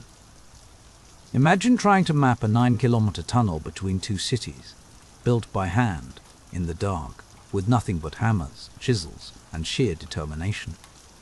That's not just ambitious architecture. That's coordinated survival, a kind of ancient alliance network, where if one city was threatened, another could send aid, food, or, let's be honest, a place to hide for a while. But survival comes with paranoia. These tunnels aren't just for moving supplies or sending messages. They're built as traps. Bottlenecks, sudden turns, choke points. Anyone foolish enough to chase someone in here risks being picked off one by one. You find trapdoors, rolling stone corks, and dead ends designed to confuse and frustrate invaders. If you're picturing a medieval Home Alone scenario, you're not entirely wrong. And yet, even now, with archaeologists trawling all over the place, we're still discovering just how big this underworld really is. In 2014, someone in Neverhere accidentally stumbled onto what might be an even larger complex, complete with aqueducts, sanctuaries, and tunnels that hadn't seen a living cell for centuries. The full map of Cappadocia's subterranean world is nowhere near finished. Whole chambers remain sealed, tunnels collapse into darkness, and some doors lead only to mystery. Or so it would seem. So, why go to all this trouble? Theories multiply like shadows. The official story is that these cities really took off during the Byzantine era, when Christians were dodging invaders left and right. But look closer, and you'll find hints that some tunnels are much older, maybe 4,000 years or more. That's long before Byzantium, and long before the kind of threats history books usually mention. What could have driven people to carve entire civilizations out of stone so far beneath the earth? Cue the parade of theories. Some say these cities were built as bunkers against natural disasters, floods, volcanic winters, or cosmic events that turned the sky hostile. The design certainly fits, self-contained, airtight, and capable of supporting life for months without ever seeing the sun. Maybe they were the world's first doomsday preppers, only with slightly more impressive stonework. Others look to the stars, or perhaps the things that fall from them. Ancient astronaut enthusiasts, yes, they're out there, suggest that these cities were a shield against gods, descending from the heavens, terrifying beings whose very presence drove people underground. Local legends talk about giants roaming the surface, or fire raining from above, or enemies with burning eyes. To modern ears, these tales sound like fever dreams or metaphors twisted by centuries of retelling, but they point to something primal, a fear so deep it could only be answered by vanishing into the earth.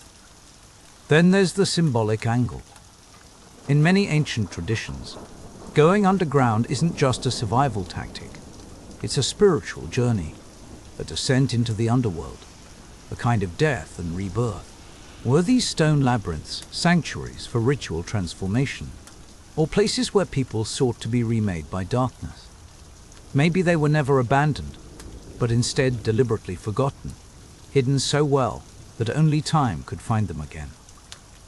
The truth, if there ever was a single truth, remains maddeningly out of reach. The scale, the sophistication, the eerie precision of these cities just don't fit neatly into any history we know. And that's what makes them so unsettling. Sometimes what lies hidden isn't just lost history. It's the edge of something we're not supposed to understand. Today, tourists drift through Cappadocia's dreamlike landscape, past valleys carved by wind, beneath the sunrise glow of hot air balloons.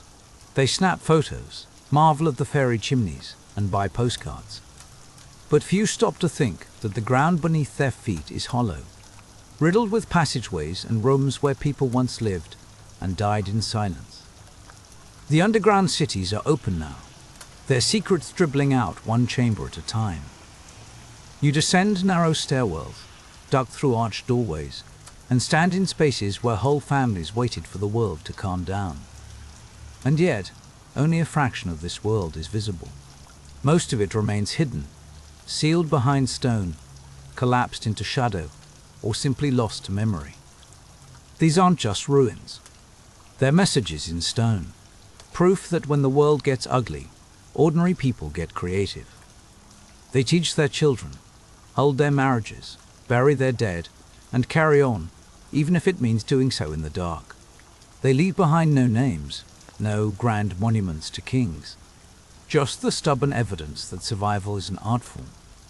Every rolling stone door, every shaft that still manages to pull a breath of wind from the deep, every corridor that ends in darkness, these are acts of endurance, not surrender. And maybe that's the real point.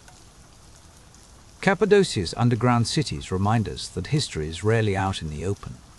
Sometimes the truth is buried by necessity, hidden from conquerors, from the curious, and maybe even from time itself. What's left behind is an echo, a mystery that lingers in the silence, in the perfect fit of a stone door, in tunnels that promise more than they deliver. Will we ever know why these cities were built, or what secrets still sleep in their deepest corners? Maybe not. Maybe we're not supposed to. But as you walk those chambers, with rock pressing down and silence thick around you, you sense something ancient and unbroken, a whisper of endurance, not fear. When chaos ruled above, the people of Cappadocia looked down, dug in, and chose to survive together in the dark. And the earth, in its own quiet wisdom, has kept their secrets safe. But as we leave behind the silence of the underground, another hidden world calls, a world not of stone and shadow, but of sleep. You find yourself in a world where sleep isn't just a nightly inconvenience, or, if you're lucky, a brief escape from the relentless grind of existence. No, for the ancients, sleep is a passage, a threshold where the ordinary dissolves and the extraordinary comes calling. Close your eyes, and you're not retreating from reality. You're stepping straight into the unknown, where the boundaries between the solid waking world and the vast churning realm of spirits and gods become paper thin. You don't just dream, you become a conduit. In these shadow-soaked hours, what visits you, whether whisper or thunder, can twist the fate of a farmer, spark the paranoia of a king, or send a city's priesthood into a frenzy. The world of dreams is not some cozy backdrop for sleep stories, or a prosaic psychological footnote.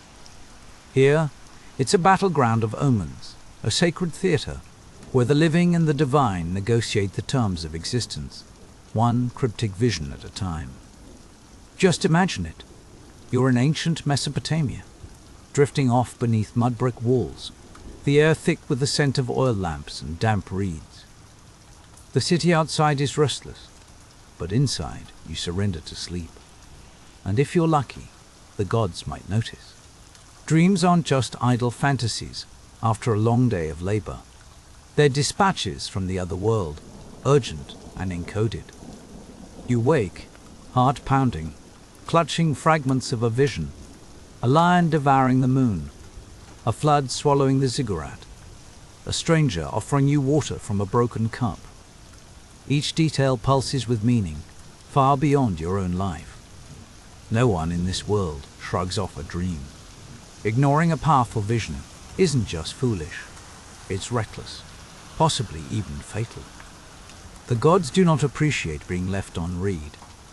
If you're a king, a priest, or even a humble laborer, a dream can be a summons, a warning, or a cosmic riddle demanding an answer.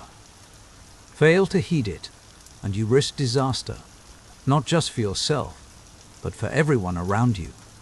The seriousness with which dreams are treated borders on the obsessive. Every ancient society worth its salt enshrines dreams as sacred technology. From the floodplains of Sumer to the marble columns of Greece, dreams are not private property. They're public business, sometimes state secrets, sometimes the hottest gossip in the temple courtyards. People believe dreams are real encounters with actual forces, spirits, ancestors, even the gods themselves. The stakes are high, and the rules aren't always clear. In Sumer, over 5,000 years ago, you find the earliest written records of dreams. Etched into clay tablets, these are not your average morning after recollections. They're artifacts of power, meant to be consulted, debated, and preserved for generations. The Sumerians don't waste time with amateur night at dream analysis. They employ professionals, trained experts, whose entire job is to untangle divine messages. These interpreters are more than mere advisors. They're guardians of the city's fate. When a king dreams that his palace is consumed by fire, or that the river turns to blood, the interpreters assemble, squint at the symbols, and pronounce judgment. Their words can make or break a reign. It's not just about politics either. The Epic of Gilgamesh, the world's oldest epic poem, is stuffed with dreams that shape the plot as much as any sword or monster. Gilgamesh himself is haunted by visions so vivid they make his waking life seem almost dull. He dreams of celestial battles and the collapse of mountains, each one mulled over by priests and family for hidden meaning. These dreams aren't polite suggestions. They're sacred dispatches, the sort that might tip the balance between glory and annihilation. But Sumerian dream culture doesn't stop at the king's bedside. Ordinary people, too, believe their dreams can be interventions from above or below. The Sumerians draw a sharp line between dreams sent by deities and those that are just the static of an overworked mind. Of course, telling the difference is a job for the experts. Temples become dream laboratories, offering special chambers for those seeking divine counsel. Priests spend their nights in these sanctuaries, hoping to intercept a god's message before anyone else does. The process is called incubation, and it's as much about ritual as it is about rest. You don't just nod off. You prepare, fasting, praying, maybe even anointing yourself in oils that smell suspiciously like last week's funerary offerings. And this isn't just spiritual busywork. Dreams are currency, traded for legitimacy and power. If a ruler claims that a god commanded him to build a new city wall or invade the neighbors, who's going to argue? The gods said so. End of debate. In a world where the divine is always eavesdropping, dreams are the ultimate trump card. The Sumerian universe is alive with meaning, and dreams are its favored language. Every animal, every storm, every crumbling wall in a vision is weighted with cosmic consequence. To ignore a dream is to court disaster, to turn your back on the god's own hotline. Now you step into ancient Egypt, where sleep is even stranger. Here, dreams are not just messages. They're portals, doorways to other realms. For the Egyptians, obsessed as they are with eternity, sleep is a rehearsal for death, and dreams are sneak previews of what waits beyond. In these visions, you might see a long-dead ancestor, a jackal-headed god, or a river of stars winding through the underworld. Sometimes the message is clear, a warning, a blessing, a riddle. Other times, the meaning slips through your fingers like sand. Egyptian priests don't leave dream interpretation to chance. They catalog and classify, building entire dream dictionaries. The most famous of these, the so-called Ramses Dream Book, is basically an ancient BuzzFeed quiz for the soul. If you dream of eating crocodile flesh, congratulations, you'll soon triumph over your enemies. Dream of drinking warm beer? Sorry, expect some bad news. Over 100 dreams are listed, each paired with its own interpretation, as if the gods are running a cosmic advice column. The Egyptians believe in two kinds of dreams. There are truth dreams, genuine messages from the gods, meant to heal, guide, or warn. And then there are false dreams, the misleading products of indigestion or an unbalanced soul. The difference is crucial, and so priests are trained to distinguish one from the other. Temples become clinics for dream visitation. You go to sleep inside, hoping for a vision, and if you're lucky, you wake up with a prescription from the gods themselves. Sometimes, these dreams do more than inform, they heal. Worshippers flock to the temples of Serapis or Thoth, seeking not just guidance, but cures. Dream incubation here is a medical procedure, complete with fasting, prayers, and all the ceremonial trimmings. The priests are dream doctors, interpreting visions and doling out remedies, as if they're channeling the afterlife's own pharmacy. In the Egyptian worldview, dreams are also linked to the ka, the soul. Sleep is when your ka slips loose from your body and wanders the realms beyond. What it encounters there, it brings back as dreams. Sometimes these are tender reunions with lost loved ones, sometimes cryptic conversations with gods, and sometimes, unfortunately, visits from spirits who are less than benevolent. Protective spells and amulets become a must-have accessory for the cautious dreamer. Even the walls of tombs are inscribed with dream accounts.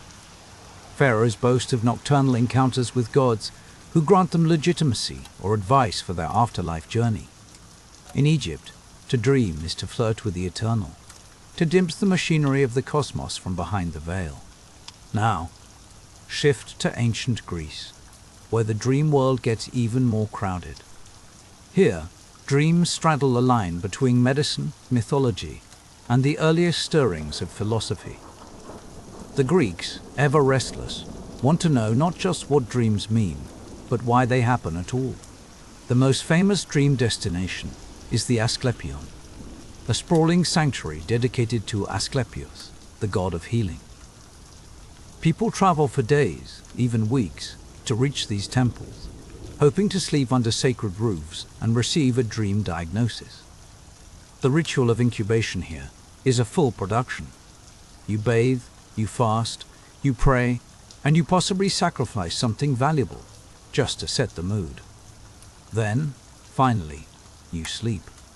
And if Asclepios is in a benevolent mood, he visits your dreams, prescribes a cure, or even performs miraculous surgeries while you slumber.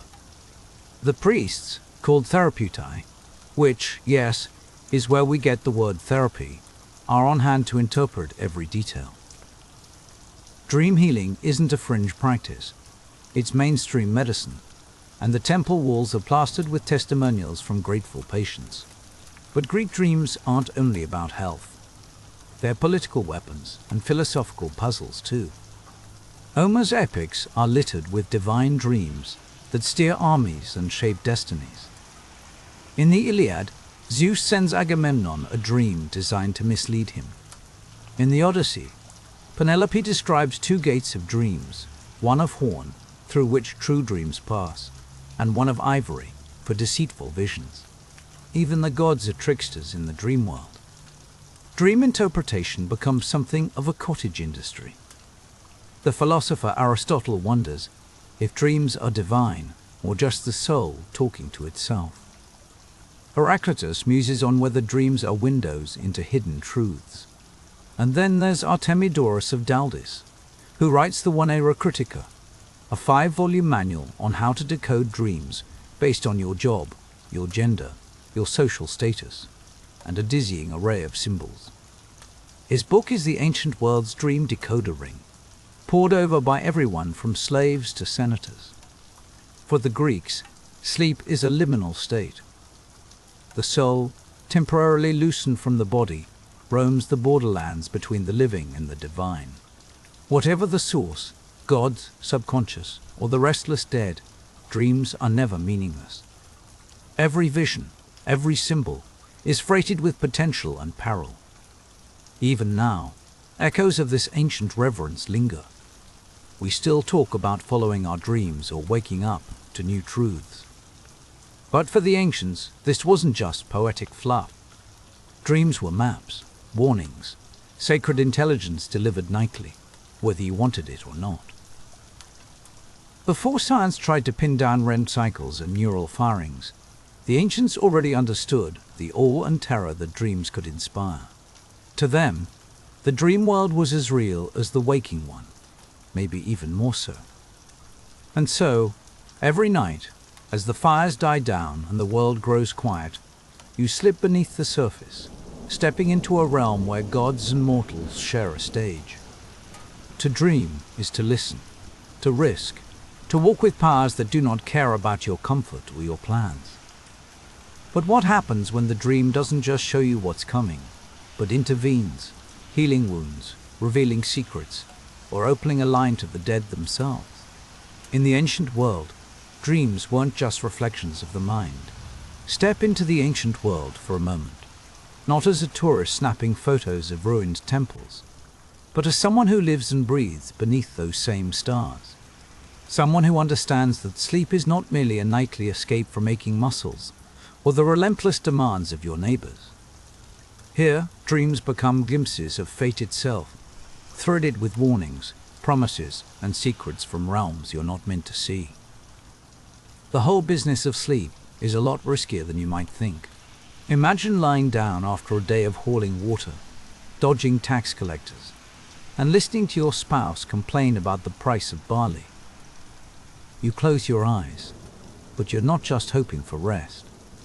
You're entering a place where, at any moment, the gods might decide to drop hints about next week's harvest, or, if they're feeling dramatic, the end of the world. You don't get to opt out. The future is always lurking at the edge of your dreams, and you never know if tonight's vision will change your life or destroy it. You're not alone in this. Across Sumer, Egypt, and Greece, the powerful and the powerless alike wait for dreams to point the way.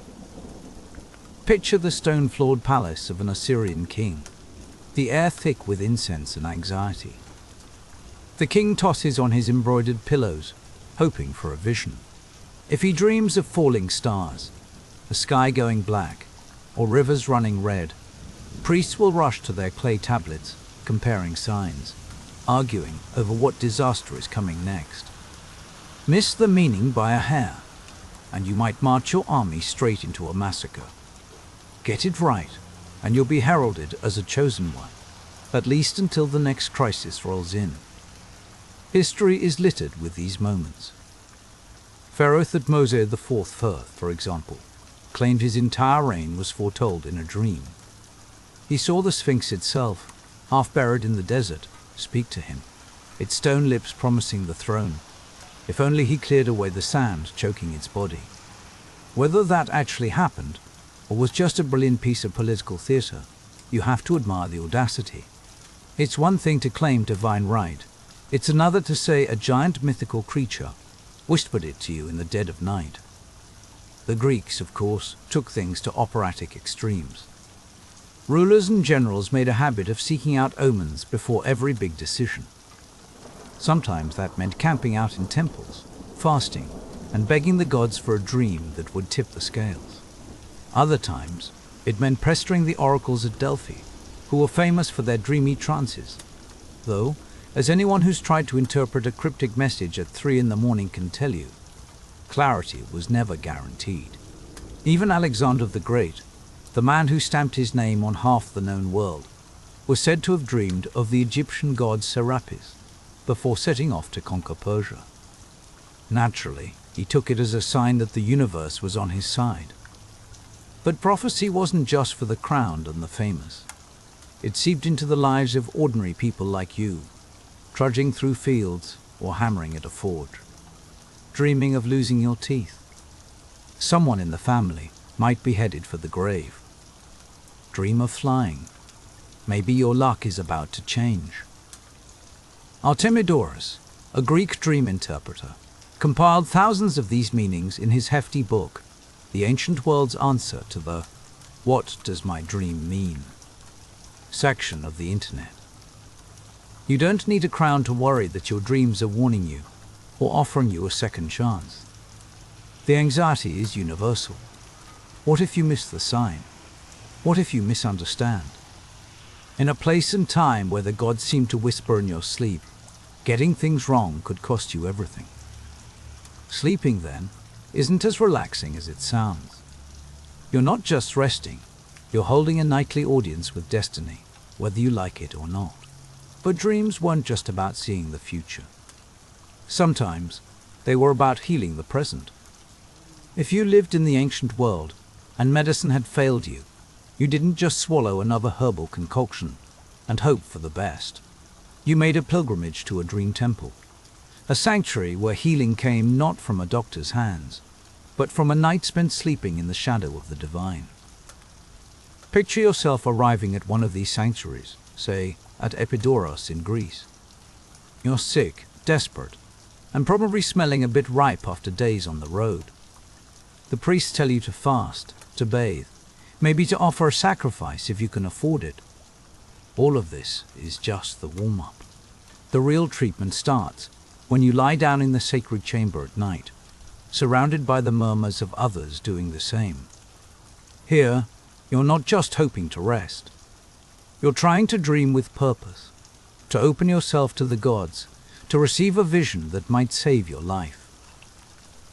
The god Asclepius, the ancient world's patron of healing, was particularly fond of making house calls in these dreams. Some saw snakes curling around their bodies, sacred symbols of renewal and medicine. Others were bathed in radiant light, or felt the gentle touch of a divine hand.